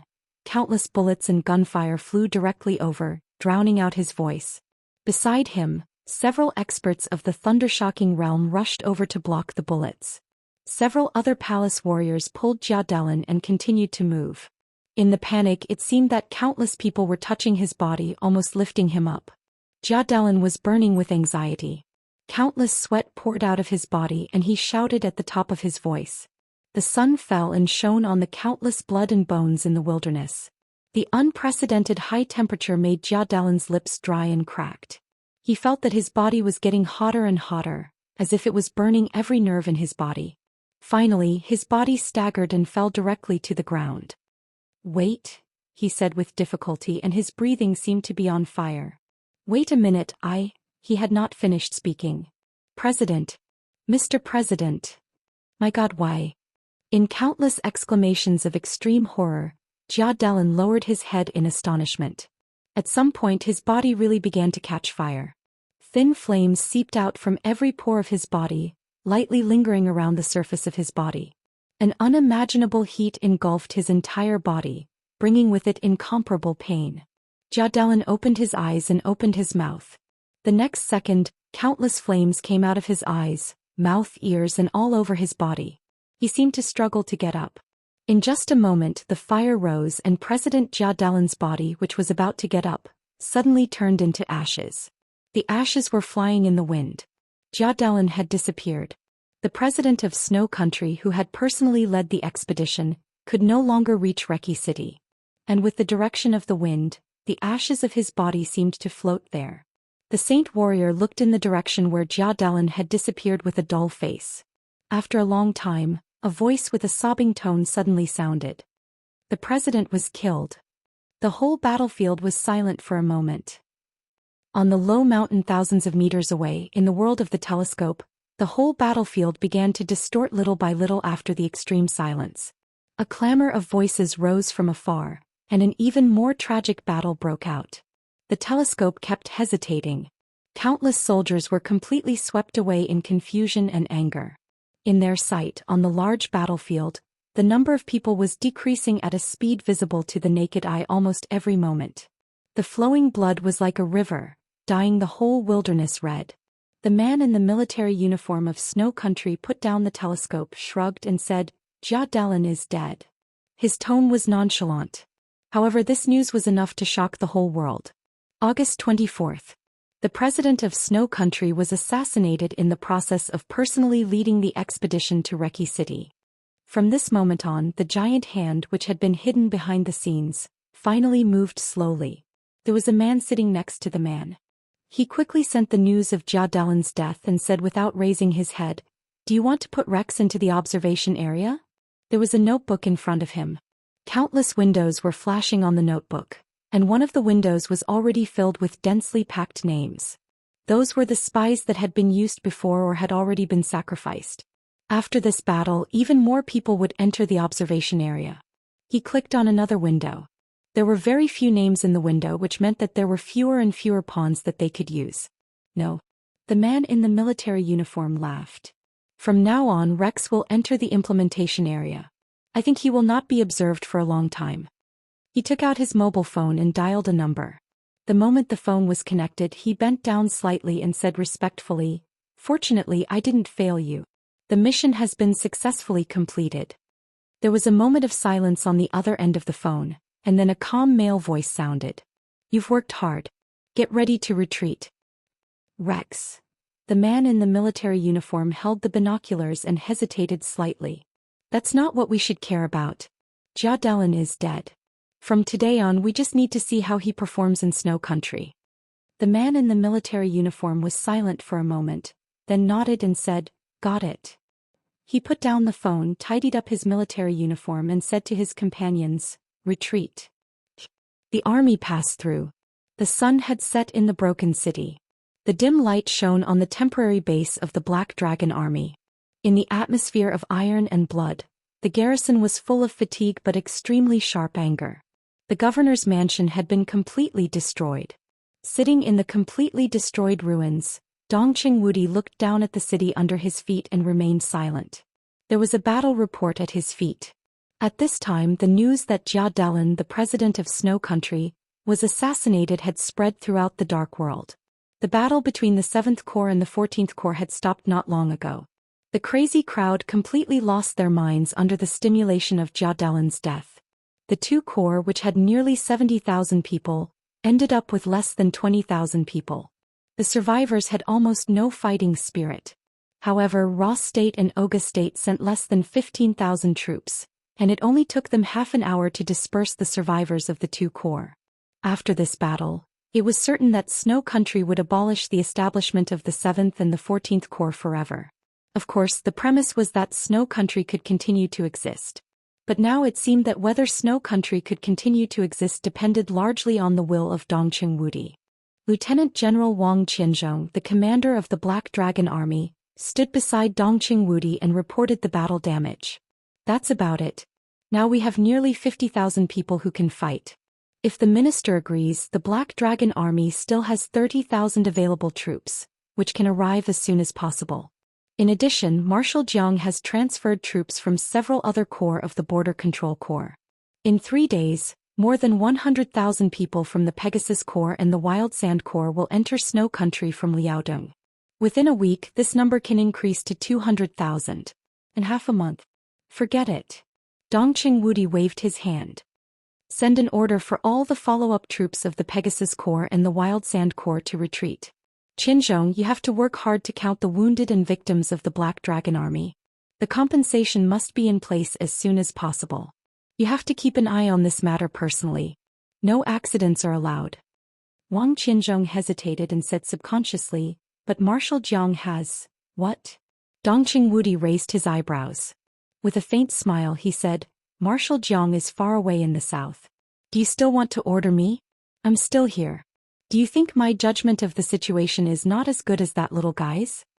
Wang Qinzhong's face changed and he shook his head with a bitter smile. "Minister, you know that's not what I mean." He had always called Dongqing Wudi minister, and the boundary was extremely clear. And the Marshal Jiang he called was naturally Jiang Hongwei, the new commander of the Border Control Corps codenamed Dijiang.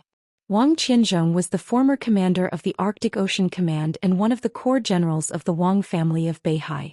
After he exchanged posts with Qing Huaining, the former commander of the Black Dragon Army, his experience in the Black Dragon Army was even more embarrassing than Qing Huaining's.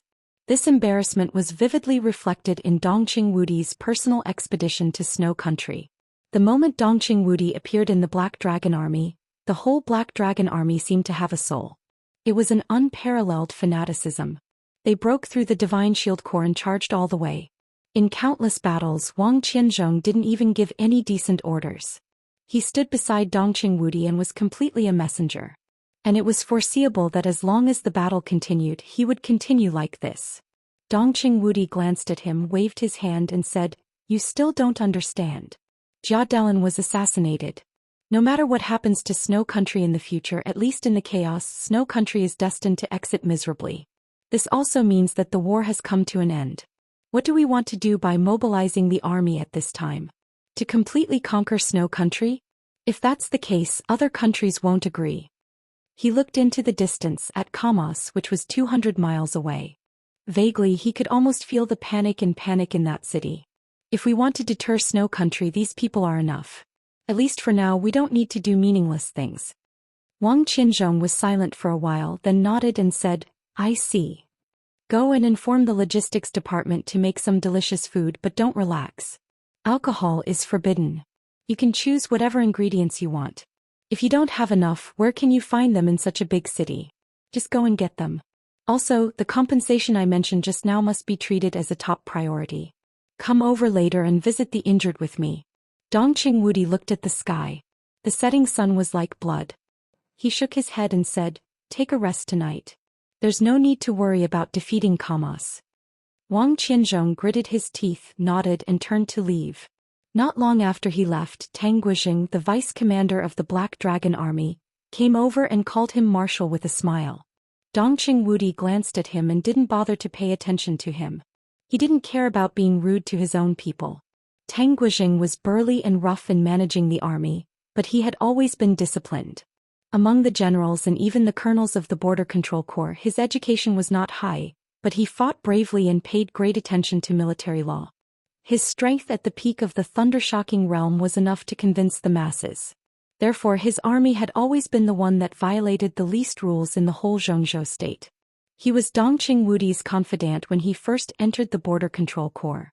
Although he was no longer young and was close to 40 years old, in Dongqing Wudi's eyes he was always a child. Tang Guixing didn't mind Dongqing Wudi's attitude at all. He smiled and approached Dongqing Wudi. He took out a crumpled cigarette and handed it to Dongqing Wudi. He took out a lighter and smiled politely. "Marshal, would you like a cigarette?" Dongqing Wudi took the cigarette and lit it. He took a puff and said, "Let's make it clear first. If you have something to say, just say it. But if you want to bring up the past again, you don't have to say it." Tang Guixing's face turned red. He looked at Dongqing Wudi with hidden bitterness. "What a jerk." Dongqing Wudi laughed and scolded, "What? Do you dislike Wang Qianzhong so much? It's the overall will of Zhongzhou state that he comes to the Black Dragon Army. Oh, you want to leave because you can't change it? And you want to be a guard by my side? Damn it, after this fight you'll have 2 golden stars on your shoulders. When have you ever seen a guard at the level of lieutenant general? In your mind, is being a high-ranking officer in the army not as good as running errands by my side? That's certainly not as good." Tang Guixing opened his mouth and laughed. His eyes were extremely sincere. Dongqing Wudi shook his head. "Like I said, it's impossible. Even if Zhongzhou state agrees, I won't. Talent is not used like this." In fact, it was very easy to transfer Tang Guixing away. As long as he communicated with the Wang family of Beihai, who was eager to open up the situation in the Border Control Corps, would definitely send Tang Guixing off with both hands. With him in the Black Dragon Army, he, the vice commander, was more majestic than the real commander, Wang Qianzhong. If he could be sent away as long as the Southeast group was not a fool, how could they refuse? But it was impossible for Dongqing Wudi to give up the Border Control Corps. As long as Tang Guixing was still in the Black Dragon Army, no matter who the commander of the Black Dragon Army changed, Dongqing Wudi's right to speak would not be affected in a short time. Tang Guixing grinned and said, "Marshal, you also think I'm a talent, don't you? I heard that in this chaos, the performance of the Arctic Ocean Command is extremely poor. Boss Qing just took office not long ago, so it shouldn't affect him much. Wang Qianzhong will probably suffer a lot." To sum up the reason the Arctic Ocean Command's performance is so poor because there aren't many people around Boss Cheng. Marshal, you know how well I work with old Cheng. I'm just wondering if I can go to the Arctic Ocean Command and get a position as the Deputy Commander or Chief of Staff. If I can't win, I don't want the merit this time. Just get me somewhere else. Dongqing Wudi looked at him expressionless. Tang Guizhing's smile gradually disappeared and he settled for the next best thing. He chuckled and said, "If it doesn't work, let me go to Tianan and stay with His Little Highness. That bastardly Zhonghu is so arrogant around His Little Highness. If I go there, what will happen to him?" Dongqing Wudi narrowed his eyes. "Marshal." Tang Guizhing's expression became serious. "I've thought about it carefully. After this time, you must take advantage of the situation in the military. I wonder if there is a place for me? This is a little big and I have to consider all aspects. I can't answer you now." Dongqing Wudi had a headache. "Let's wait and see. Even if you want to leave, you have to arrange a successor. There are more than 100,000 good men in the Black Dragon Army. If you leave, it will be your responsibility if anything goes wrong in the future. Do you know that?" "Yes." Tang Guizhing laughed and took out a cigarette again. Dongqing Wudi waved his hand. "Get out of here." His cell phone rang. Dongqing Wudi took out his cell phone and glanced at it. His eyes softened slightly. He answered the phone and said, "Hello. Are you busy?"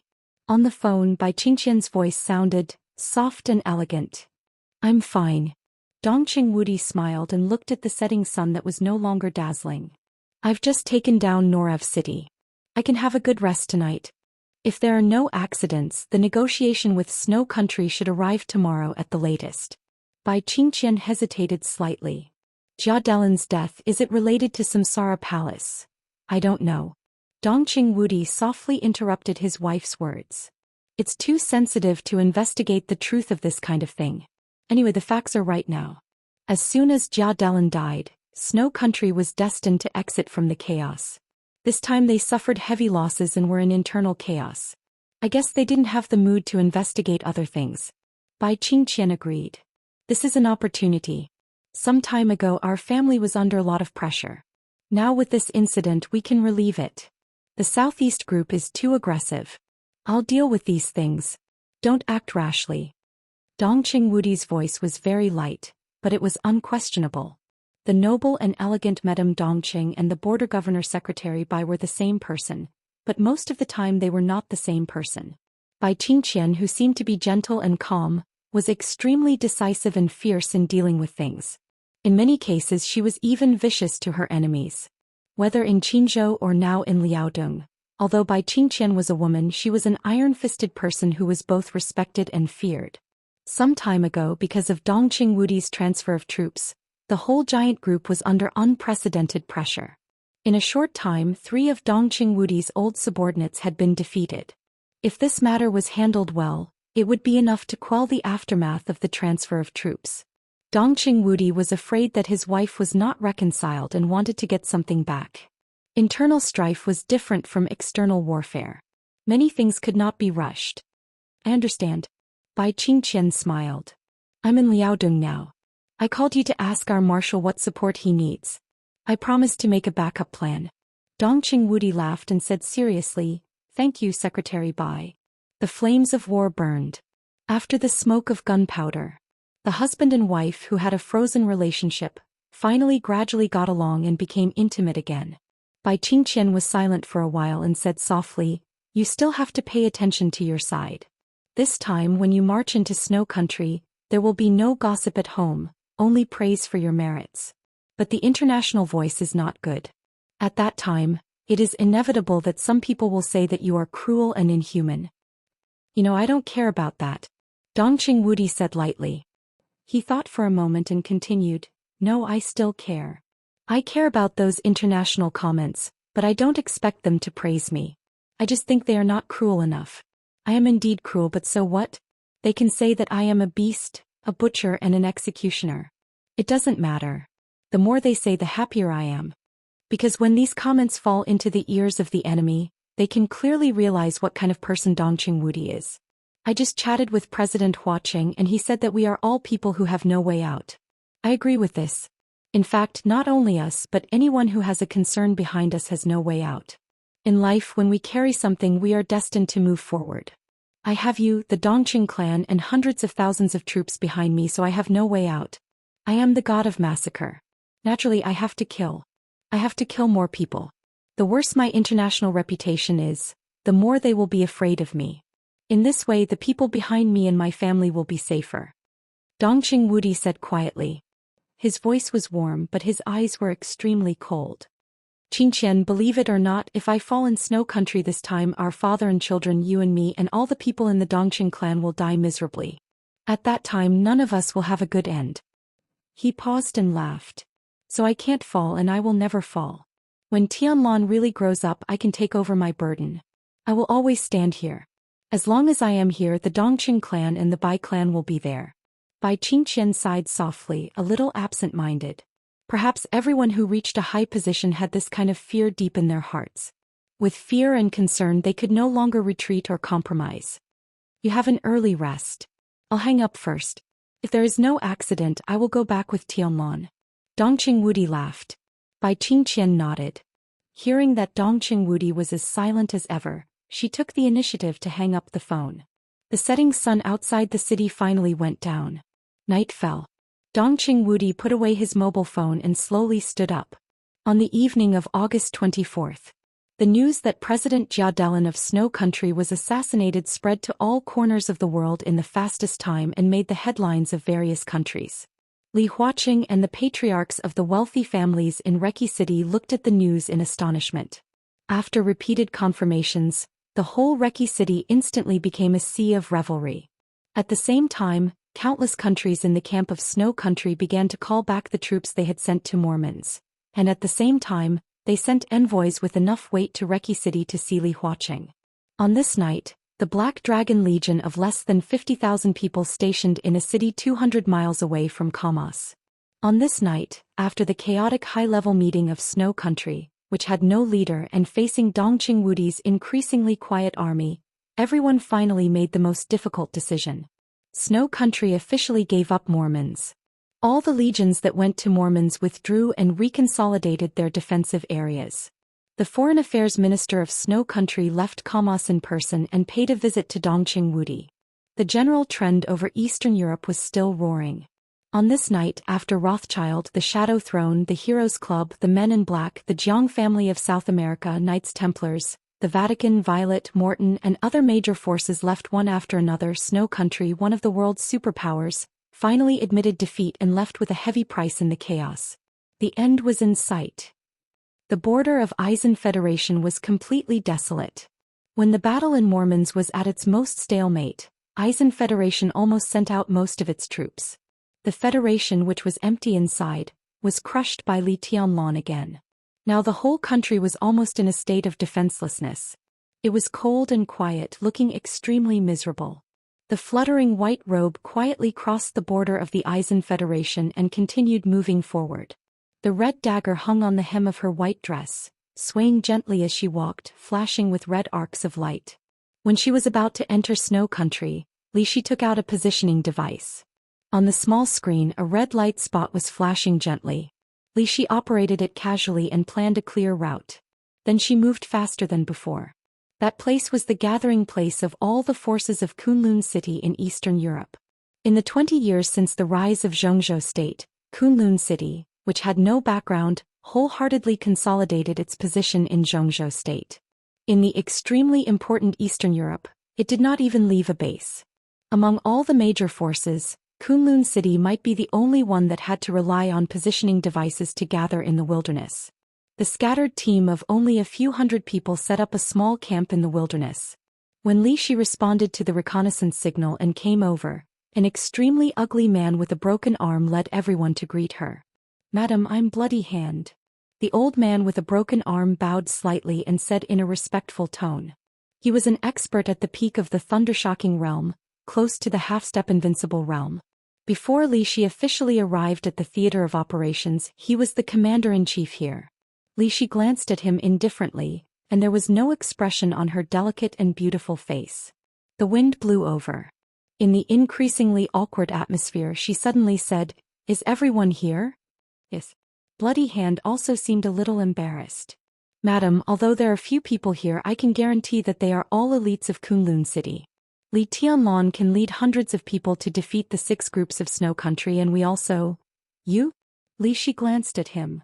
Do you think you deserve to compare with Li Tianlan? Not to mention others. Can you stop Li Tianlan's sword now? Bloody Hand's face turned red, but he did not dare to say anything. Li Shi glanced at the crowd in front of her, shook her head and said softly, "It's really shabby."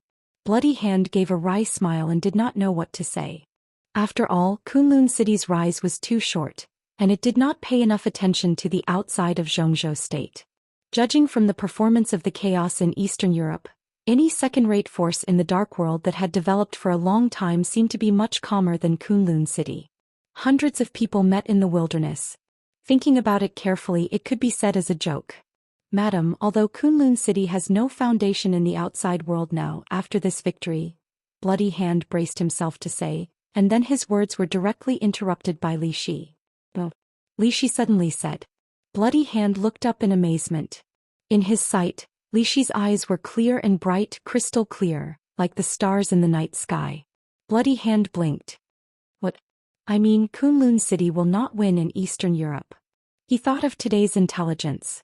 Gu Xingyun, the governor of Kunlun City, vomited blood and fainted on the spot when he presided over the internal meeting of Kunlun City. After suppressing the injury for so long, it finally reached the time when it could not be suppressed. Li Shi's eyes were a little dazed with inexplicable emotions. Bloody Hand suddenly realized that something was wrong, and his body subconsciously took a step back. Li Shi's eyes had completely locked on Bloody Hand. "I still remember you," she said softly. Bloody Hand forced a smile and subconsciously looked at his arm. "Do you still remember me?" Li Shi's voice was very gentle. Bloody Hand's face gradually became pale. "It's been so many years," Li Shi said softly, as if she was lost in memory. "In fact, your lineup could not kill him. Even if summer solstice destroyed the infinite sky, you could not kill him." She was silent for a while. "Bloody Hand, do you remember what you did back then? You kidnapped an old man and used him to coerce a pregnant woman." Li Shi smiled softly. "You poisoned the pregnant woman and wanted to poison the child in her belly." Bloody Hand's eyes were a little desperate. Of course he remembered those things. The pregnant woman at that time was not someone else, but Li Shi in front of him. "You said it was easy to save the lives of the old man and the child. You told the pregnant woman that you only needed one sword. Then that silly woman..." Li Shi's tone was absent-minded and tears flowed down from her eyes. After many years, this seemed to be the first time she shed tears. Her numb heart was shaking and gradually broke through the dusty ice. That silly woman really took out a sword at the most critical time and aimed it at the man she loved most. Her voice was shaking. "But what you don't know is that many years later, when the pregnant woman saw the man she had killed once again, all the feelings she had for him were gone, not even a little bit. She could only see disgust and hatred in his eyes." She smiled. It was only then that she understood. The reason why he didn't fight back when the sword pierced his heart was not because he loved her. Perhaps he did, but when the sword flashed, all his feelings were gone. The reason why he didn't fight back was to protect the child in the woman's belly. Bloody Hand's body began to tremble. Li Shi cried out. He was also a fool, because neither he nor the pregnant woman at that time thought that after everything was over, the person who kidnapped her father and wanted to poison her child did not keep his promise. The child was born, but he directly fell to death. Bloody Hand suddenly knelt down and his body trembled. "Madam, this is the order of the governor." I know. Li Shi looked down at him and blinked her eyes. In the tears, the depths of her eyes were full of ice and snow. "But now your governor is seriously injured and unconscious. Who can protect you?" Bloody Hand raised his head in amazement. In his sight, the beautiful face was full of memories. "I don't know what I want to do, but I think since he can't protect you, he can't control me. For so many years, I want to be myself for once." "Madam," Bloody Hand's voice trembled. Li Shi's body gradually rose. The sword light lingered in the field. "My name is Li Shi," he said. A sharp and bright sword light suddenly shone in the vast and empty night. The sword light twisted and split in the air, and countless sword energy surged in an instant. Silently, it tore into countless sword lights and spread to the crowd. Bloody Hand's face was full of horror. He still wanted to say something, but the sword light had already shrouded him. His body was torn into countless pieces by the sword light in an instant. The pain spread. At the moment when his consciousness was about to disappear, he seemed to hear Li Shi's voice.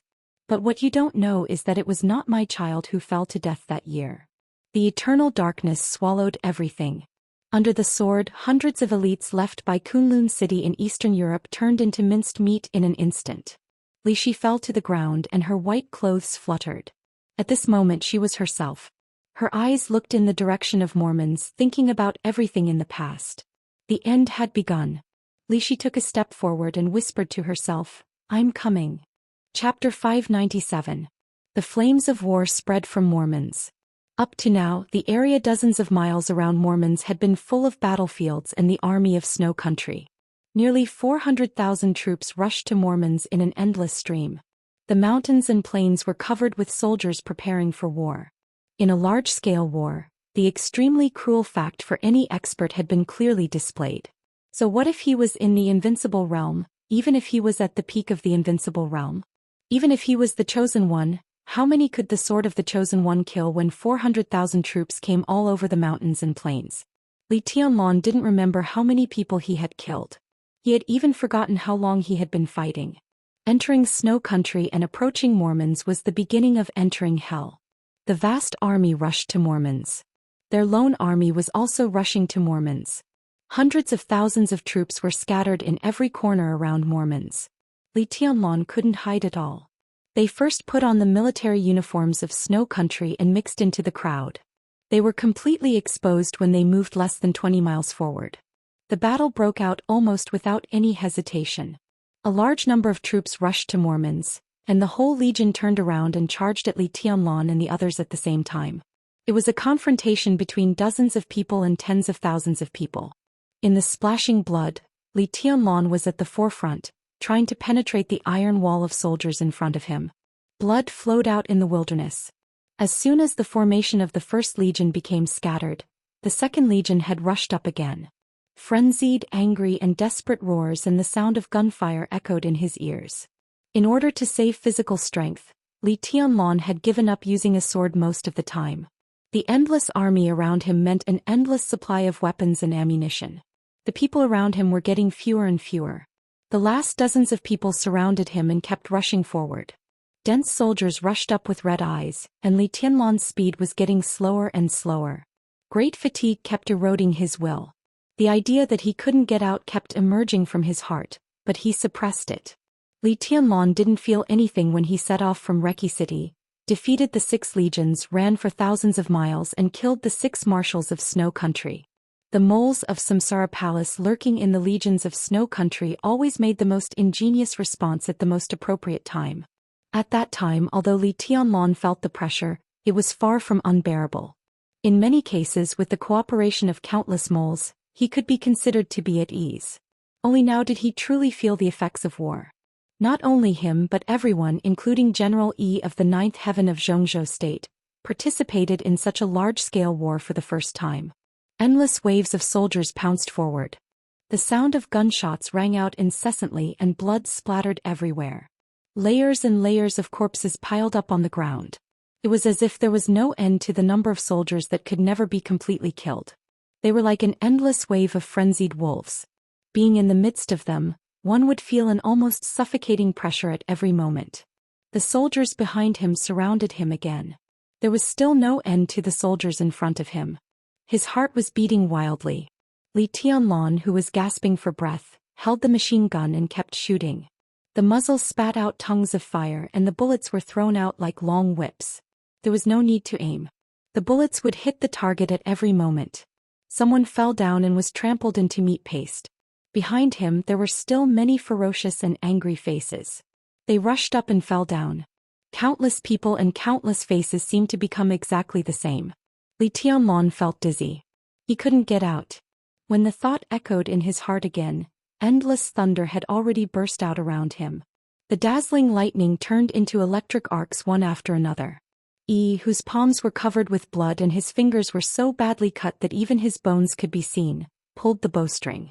The bowstring was tightening little by little. Blood flowed down from his fingers. Countless flashes of lightning converged on the stormy bowstring, turning into a dark blue arrow. Li Tianlan glanced at him. He shook his head and said, "I can't hold on any longer. Mormon's is 30 miles ahead. At this time there's no need to save your strength." His body tensed up and he loosened his fingers casually. Whoosh! In the extremely sharp sound, the blue arrow gathered in front of the bow left the bowstring. Bang! A dull explosion sounded almost at the same time. In front of Li Tianlan, a soldier who was about to pounce on him with a grenade was shot to pieces by an arrow. The dazzling arrow kept moving forward with a large area of electric arcs. The arrow flew in a straight line, and the sharp and bright electric arcs continued to spread around.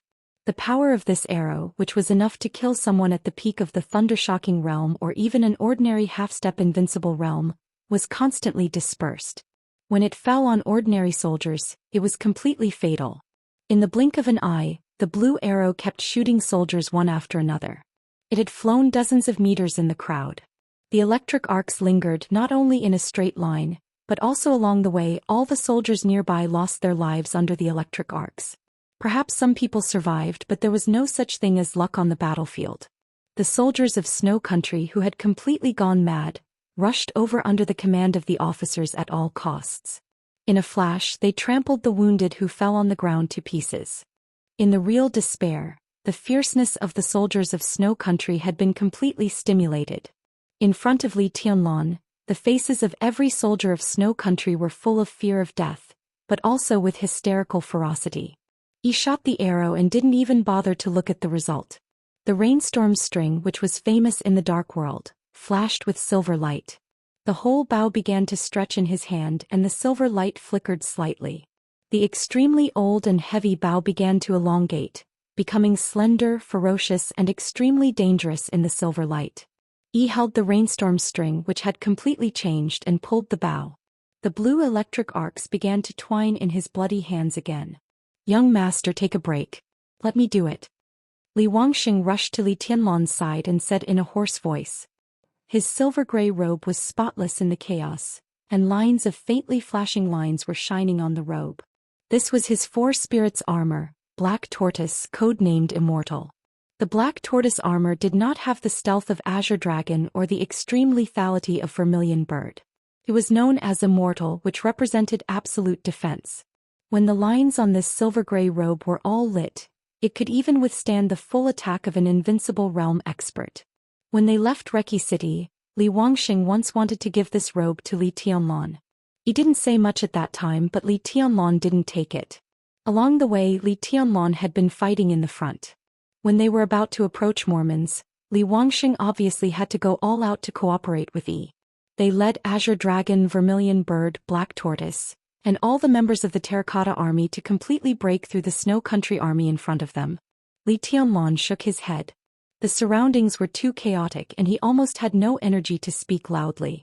The machine gun in his hand roared desperately and fired the last bullet. The silver light began to flash on his wrist. Falling stars, which had obviously been damaged because of the combination with Blue Sky Underworld in the Battle of the Date of Death, appeared in his hand. The cold light flowed on the blade. Li Tianlan said something. His voice was so soft that Li Wangxing couldn't hear it at all, but his meaning was extremely obvious. The sharp silver light swept through the crowd. Li Tianlan's speed suddenly accelerated. The sword energy rose into the sky and the silver light continued to spread. Beside Li Tianlan, Lin Yuxian suddenly let out a long roar, and his figure closely followed Li Tianlan. 24 moves of sword. 24 moves of sword. The sword energy of the same origin began to converge in the charge side by side. The sharp sword light splashed wildly like a rainstorm. Dongqing Rushi followed the two of them, and almost all her pressure was borne by Li Tianlan. In this way, the genius woman of Jade Pool could be more focused on killing. Black Tortoise, Vermilion Bird, Azure Dragon. The three groups of Terracotta Army began to gather. At the beginning of the war, these super elites of the Terracotta Army were undoubtedly in the best state. They didn't feel tired and they didn't even have much psychological pressure. For them, as long as they were not dead and could still move, they would always be in the peak state. Li Wangxing led the three groups of people forward crazily. The super elites of the three groups followed him. Artillery fire flashed, and the savage killing tore the crowd in front of them apart in an instant. Yi's body rose into the air. The strange blue arrows whistled in the sky. Every time the arrows penetrated and exploded, it meant that a large number of Snow Country's troops fell. As for the others, there was nothing else. That was all Li Tianlan had now. Less than 50 people. And the other elites who followed him had all fallen on the battlefield. Li Tianlan had reflected on it. For people who had never really experienced a large-scale and tragic war, they would never think of the grandeur and cruelty when the war broke out, so they would subconsciously overestimate their strength.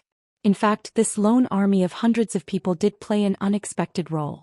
The defeat of the 6 armies of Snow Country almost completely ruined Snow Country's plan to march into Reki City.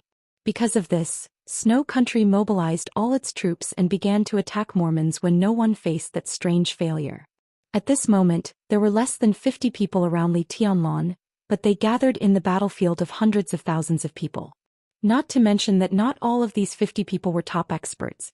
Even if Li Tianlan entered the Invincible Realm or even reached the peak of the Invincible Realm, these 50 people were all at the peak of the Thundershocking Realm or even a half-step Invincible Realm. In this vast battlefield he couldn't do anything. Then what was the point of coming here? Li Tianlan thought about this question countless times, but he never had an answer.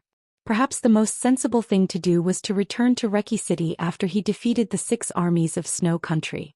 In this way, with him and the Terracotta Army in Reki City, at least there would be some power to defend against foreign enemies. After Snow Country's plan failed, Reki City was more stable. Li Tianlan did not deny the benefits of doing so. It was just that he couldn't do it. He didn't know the meaning of coming to Mormons at all costs. Maybe it was really meaningless. But he just wanted to come and see. The killing kept moving forward. Screams, roars, curses and begs for mercy. The sound of blood splashing and bones breaking could be heard. The sound of gunshots and cannons. The world was chaotic. The chaotic sound completely occupied everything. At some point, more and more soldiers of Snow Country rushed over. There was more than one army. There were 2, 3 and 5. The densely packed army was like a vast and mighty ocean, and after an unknown period of time, it had turned into a tidal wave that seemed to be able to devour everything. But Li Tianlan suddenly felt relaxed. The faces of the soldiers of Snow Country flashed before his eyes. The anger on their faces had disappeared, replaced by surprise, confusion, helplessness, and panic. The fighting intent began to disappear from them. More and more troops rushed over. They rushed to Li Tianlan and other places. Li Tianlan rushed up against the tide. The people directly opposite him began to fight with him. But the people behind him deliberately bypassed Li Tianlan and continued to rush forward. Their direction was getting farther and farther away from Mormons. Li Tianlan stopped in a daze. The team defended where they were. In the rumbling footsteps, countless troops of Snow Country bypassed them and rushed over. Li Tianlan and Lin Yuxian looked at each other and asked subconsciously, "What happened?" It seems that something big has happened in Snow Country. At present, their army seems to be withdrawing from Mormons. Li Tianlan was shocked. Withdrawing from Mormons. Everyone knew what it meant. Not only Snow Country but anyone who withdrew from Mormons at this time would admit their failure after paying a huge or even extremely heavy price. There was Snow Country. The mobilization of hundreds of thousands of troops, the death of the 8 marshals, and the tragic casualties were all enough to make the national power of Snow Country retreat for many years in an instant. At such a price, the party with the largest and strongest power actually wanted to withdraw? If Snow Country kept investing its troops in Mormons, it was likely to become the final winner. The Wang family of Beihai was very strong. The Samsara Palace was very strong. The Purgatory of Heaven capital was very strong. But there were many people in Snow Country. Hundreds of thousands of people rushed forward one by one. Wang Tianzong would be exhausted. When the victory was in hand, why did Snow Country withdraw? Li Tianlan took a step forward and suddenly raised his head. The stars were shining in the vast night sky with starlight. An almost invisible and incorporeal sword intent spread toward them silently. Li Tianlan narrowed his eyes. The next second Lin Yuxian also seemed to feel something and looked up at the sky. Then it was Li Wangsheng. Then it was Yi, who was powerful but didn't know much about the 24 moves of sword. Then it was Dongqing Rushi. The vast sword intent spread over quietly. It was fierce, sharp, and shattered everything. This was the purest 24 moves of sword. The sword intent was vast and majestic. Some sword energy fell in front of Li Tianlan and froze the void. The tide-like army of Snow Country directly collided with the sword energy. Broken corpses and blood flew in an instant. The extremely fierce sword energy protected Li Tianlan and others, and then spread along the army of Snow Country. In the blink of an eye, it had spread dozens of meters away. The army of Snow Country rushed into the field covered by the sword energy in a panic, and then they were torn apart and fell down. Before Li Tianlan and others could react, the front of the sword energy was already full of corpses. The army of Snow Country finally realized something, but no one made any comments about it. The officers at the top did not give any orders, so a large number of troops directly bypassed the area after a slight pause and rushed forward. The night was slightly distorted. Li Tianlan stared at a certain point in the night sky. The figures of a man and two women suddenly and naturally appeared in the night sky. Li Tianlan had been looking in this direction, but he did not notice how they appeared. The three of them were like shadows condensed in the night sky, standing there silently. Then Lin Yuxian exclaimed, "Dad." In the night sky, Lin Fengting stood at the forefront and looked at Lin Yuxian. He frowned and felt a little helpless. The master of Samsara Palace, who appeared at the same time as him, was looking at Li Tianlan quietly. Li Tianlan looked at flaming fire. His pupils contracted slightly. He was a little confused and understood. The sword energy all over the sky was still lingering. It was the purest 24 moves of sword, and also the sword energy that really belonged to the invincible realm. The power of this sword energy, even if it was not at the peak of the invincible realm, was not far from it, and could steadily enter the divine list. The source of this sword energy did not belong to Lin Fengting or the master of Samsara Palace. It belonged to flaming fire, the invincible realm. And it was flaming fire who was close to the peak of the invincible realm. Li Tianlan finally understood why Qin Weibai had never been worried about her safety. He also finally understood that among the 12 supermasters, Qin Weibai was the only one who followed flaming fire, even though a female supermaster like Horsewoman ranked ahead of flaming fire. A bodyguard close to the peak of the invincible realm. Li Tianlan's brain was a little confused. He felt a sense of familiarity in this sword intent. This familiarity was not the sword intent of the 24 moves of sword, but the sword energy that had firmly guarded him on the night of the fallen sun when he confronted Wang Tianzong in deity. At that time he also wondered who this person was. Because that person was very strong, but it would not be the master of Samsara Palace, because the other party was obviously weaker than the master of Samsara Palace. Now Li Tianlan finally understood. That night it was flaming fire who watched him in the dark. Li Tianlan quietly looked at the cold and elegant face full of mature charm. His gaze was not covetous or anything else. In his extremely focused gaze, there was still doubt deep in his eyes. Lin Fengting and the master of Samsara Palace landed on the ground. Flaming fire stood quietly behind the master of Samsara Palace, maintaining her sword energy. Li Tianlan was still looking at her. He suddenly asked, "Who are you?" Flaming fire lowered her eyelids and said nothing. Li Tianlan's eyes gradually became sharp. He recognized flaming fire's sword energy. Thinking of that night, he naturally had a doubt that had always been hidden in his heart. That night, when he confronted deity and felt flaming fire's sword energy, Li Tianlan clearly perceived his swordsmanship from it. That sword energy belonged to the 24 moves of sword. But the core sword intent was definitely Li Tianlan's own path. Flaming fire? He really didn't have much contact with flaming fire. In Li Tianlan's impression, every time he saw her she didn't even give him a good look. "Who the hell are you?" Li Tianlan suddenly laughed. "I'm flaming fire." Flaming fire's tone was calm and erratic with alienation. She had many identities. Most of the time she was the super master of Samsara Palace. Sometimes she was the master of Samsara Palace. If she wanted, she could also be the wife of the commander of Dark Knights. But in her heart she was flaming fire who followed the boss. Li Tianlan quietly looked at flaming fire's beautiful eyes and remained silent. Flaming fire no longer concealed her true strength. That night many things of Samsara Palace had emerged in front of him. Li Tianlan didn't have the excitement and sense of accomplishment of solving some puzzles. When the other party revealed more and more of her secrets, The only thing he felt was a kind of panic that he couldn't explain. That was the feeling of loss. It seemed that something was passing by him unconsciously, like quiet time, like the cold wind, like the snow and moon. He couldn't see it. He couldn't touch it, but it was passing by every moment. Before Li Tianlan could speak, the voice of the master of Samsara Palace had sounded. "What are you doing here?"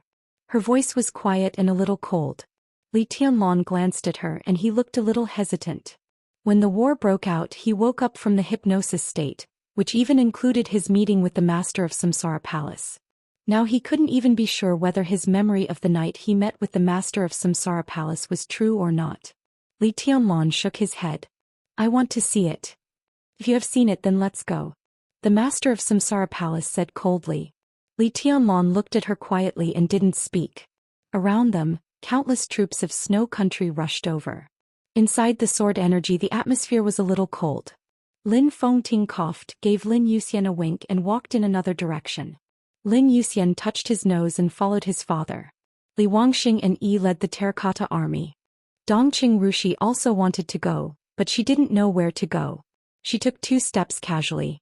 Li Tianlan waved his hand. "You stay here," Dongqing Rushi said, obediently. She looked at the master of Samsara Palace and then at Li Tianlan, feeling a little confused. More and more troops of Snow Country retreated. Li Tianlan glanced at the crowd outside the sword energy and took the initiative to ask, "What's going on?" "Snow Country is retreating." The voice of the master of Samsara Palace was simple. "The battlefield is so big and everyone has so many chips. Some people enter and some people leave. Jia Delin lost everything and other people of Snow Country don't dare to gamble, so this is the only result." Lost everything. Li Tianlan was a little confused. The small group of elites he led was a veritable lone army. After cutting off contact with the intelligence system of Samsara Palace, they hadn't received news from the outside world for a long time. The master of Samsara Palace said, "Jia Delin is dead." It was earth-shattering. Dongqing Rushi opened her mouth wide. Li Tianlan's face changed dramatically. Jia Delin was the president of Snow Country.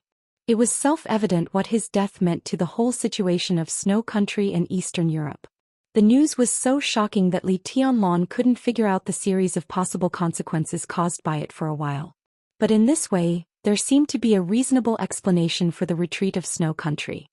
In addition, Marshal Dongqing Wudi led the Black Dragon Army to sweep the south of Snow Country. Now they are only 200 miles away from Kamos, the capital of Snow Country.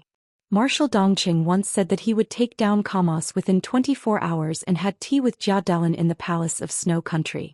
So when Jia Delin felt the pressure, he mobilized the 7th Corps and the 14th Corps of Snow Country to march to Reki City. As a result, there was an internal conflict between the 2 corps on the way.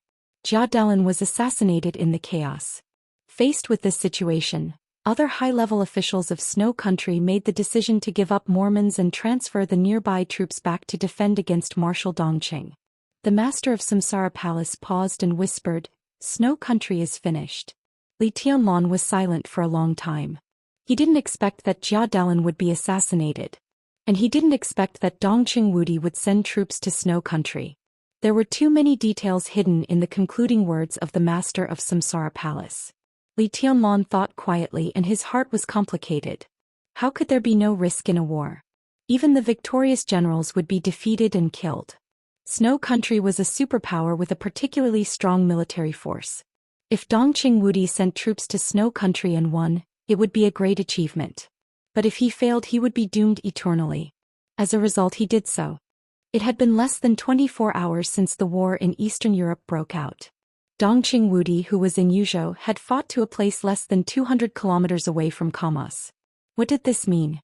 It meant that Dongqing Wudi didn't hesitate at all when he got the news.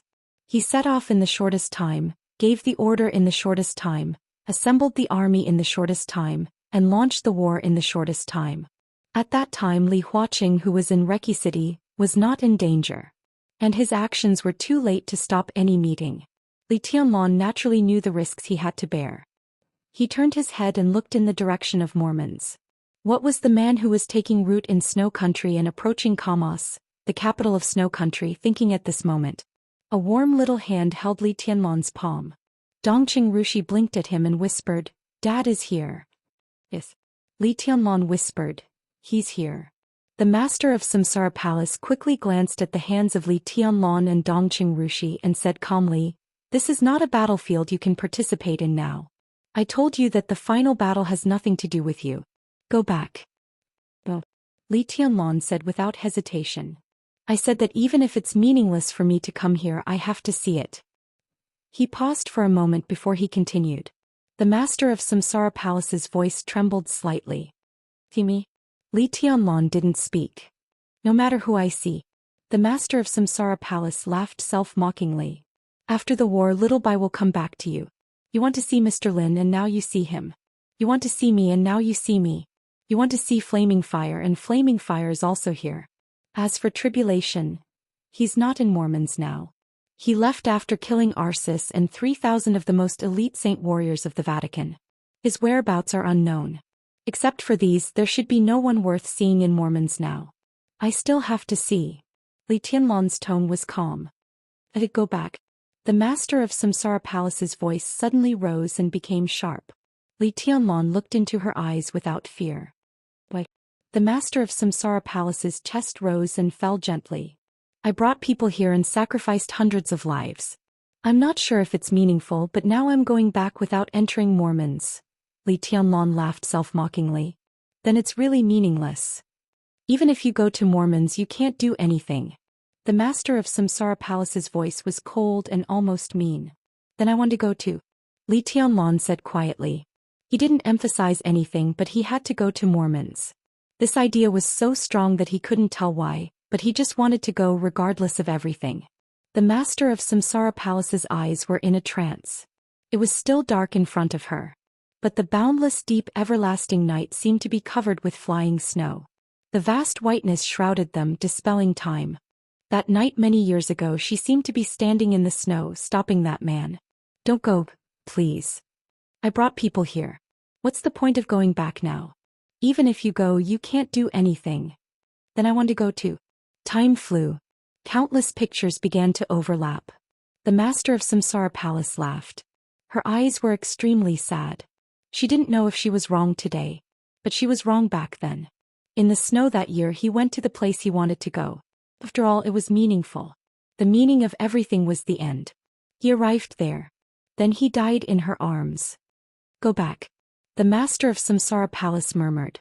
Her tone was so soft that it was almost pleading. Li Tianlan's heart seemed to be twitching violently. The severe pain made his body shake slightly.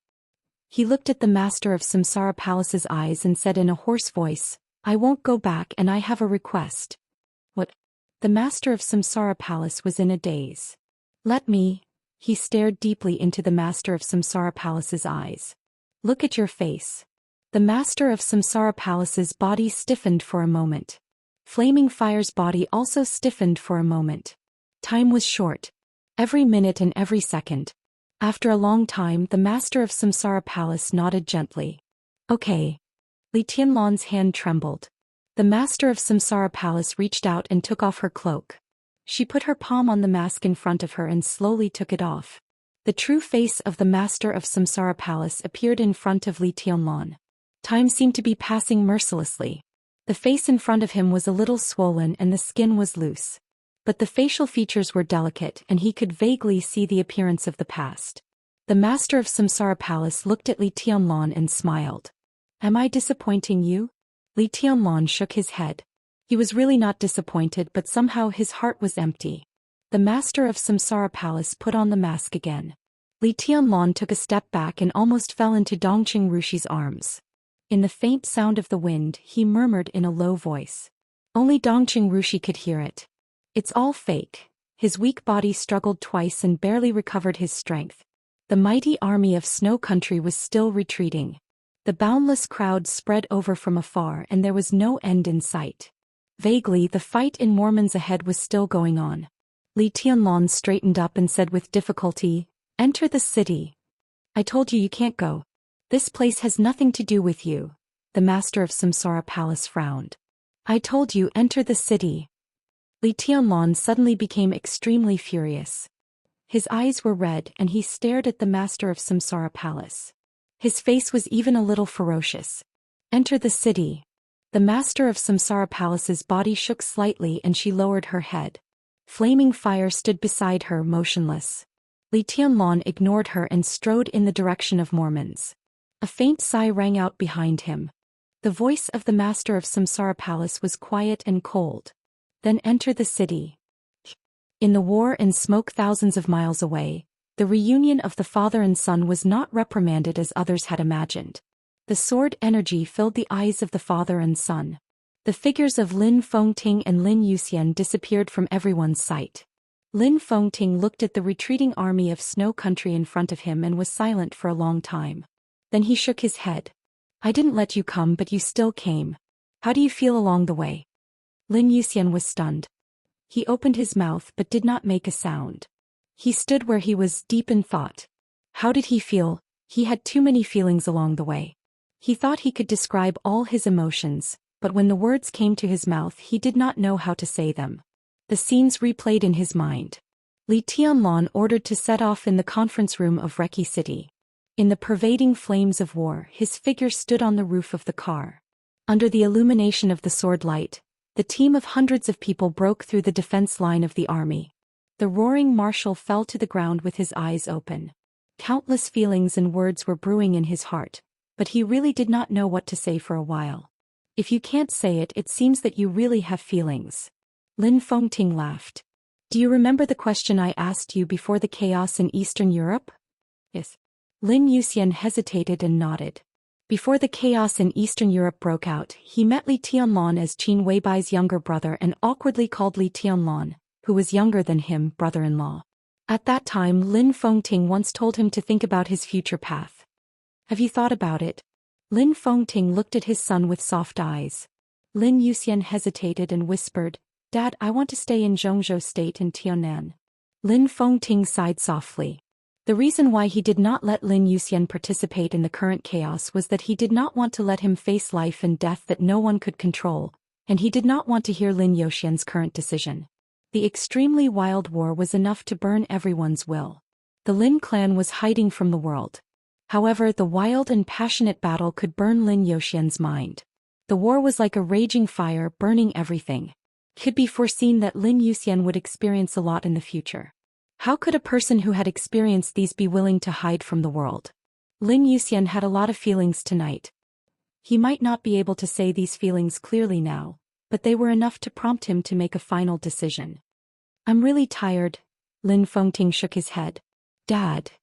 Lin Yuxian wanted to say something but stopped on second thought. Lin Fengting glanced at him and chuckled. If you decide to stay, then I will do it according to my original idea. I will hand over the Lin clan to Qin Weibai for the next 20 years. After 20 years, I will hand over the Lin clan to your sister. This for you. If you want to stay, then stay. The Lin clan has not had a branch in Zhongzhou State for many years. But our original roots are still here.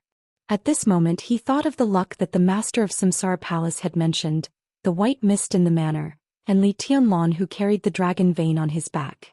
Lin Fengting thought quietly and said calmly, You can stay in Zhongzhou State, but I hope you can know why you are staying in Zhongzhou State. What makes you make up your mind and your future goals are two different things. For the Lin clan. Lin Yuxian hesitated. For Zhongzhou State. Lin Fengting laughed. For the Lin clan. He was not surprised by this sentence. For Zhongzhou State. Only this sentence could make him feel a little relieved. This at least meant that his son had matured a lot overnight. Not far away, Li Tianlan roared at the master of Samsara Palace. He shook off the master of Samsara Palace and strode forward. Lin Fengting looked at this scene quietly. There was some pity in his eyes. Finally, I still have to enter the city. The battle in the city was getting more and more fierce. Snow Country had issued an order to abandon Mormons. The army was retreating. However, it was extremely troublesome for hundreds of thousands of troops to retreat. After all, only the army that had not officially joined the battle could go back as soon as possible. The legions and Mormons were still fighting in a daze. The commanders of several legions had already died. The high-level officers were incomplete, and the middle-level officers suffered heavy casualties. In a short time, effective orders could not be transmitted at all. The soldiers in the city could only fight and keep fighting in the face of the enemy. The phalanx formed by the Purgatory of Heaven capital had shrunk by more than half. Countless elites had stayed in this broken city forever. They fought with Snow Country, the Beihai Corps, the Samsara Palace, and the Polar Ground Alliance. Deity always stood at the forefront, but countless attacks appeared from all directions. The Purgatory of Heaven capital kept losing members. Only the sword intent in the front was always strong. Since the beginning of the war, this had always been the most powerful sword light on the battlefield. It surpassed the peak of the invincible realm. Even Tyrant in his heyday did not dare to charge head-on in the face of this sword light. Deity's face had turned pale. The vast sword energy began to become messy. After fighting for nearly a day and a night, his body, which had been stretched taut all this time, finally began to gradually collapse. His condition was deteriorating, and the range of the majestic sword chi was also shrinking. However, the enemies in front of him were still everywhere, and there was no end to them. In the distance, the crowd of Snow Country was shouting something, and their voices were getting louder and louder. Gradually, the army of Snow Country began to retreat. However, the Samsara Palace and the North Sea Corps, who had long been in a killing frenzy, were desperately killing all the enemies. As Snow Country retreated, the whole situation became more and more chaotic. Deity looked at the situation in front of him. After a long silence, he said softly, "Daybreak." "Your Highness." Daybreak, who was covered in blood and extremely weak, walked over. "We lost." Deity whispered. Daybreak was silent. After a long time, he said in a complicated tone, "Yes, I lost.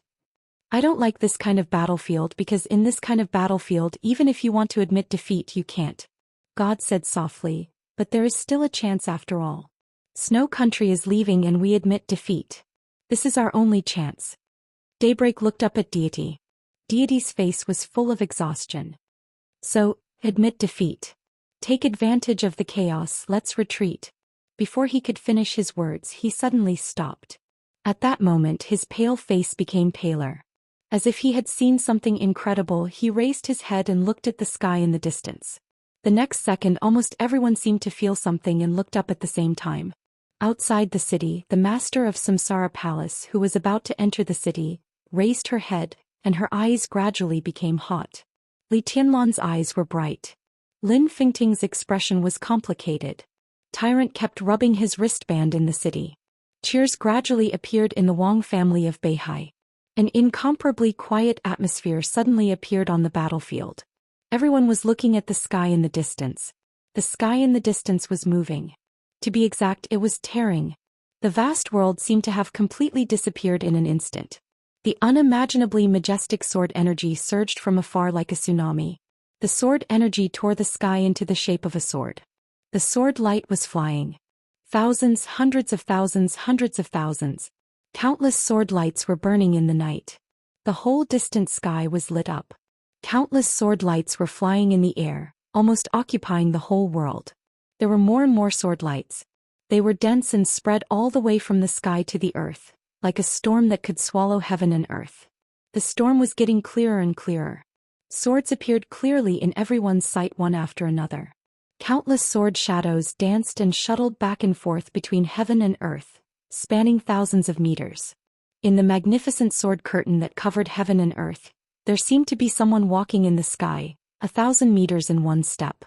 Wherever he passed, countless retreating Snow Country troops were completely torn apart and destroyed. So the sword curtain turned into a blood-red color. The blood-red light filled the sky.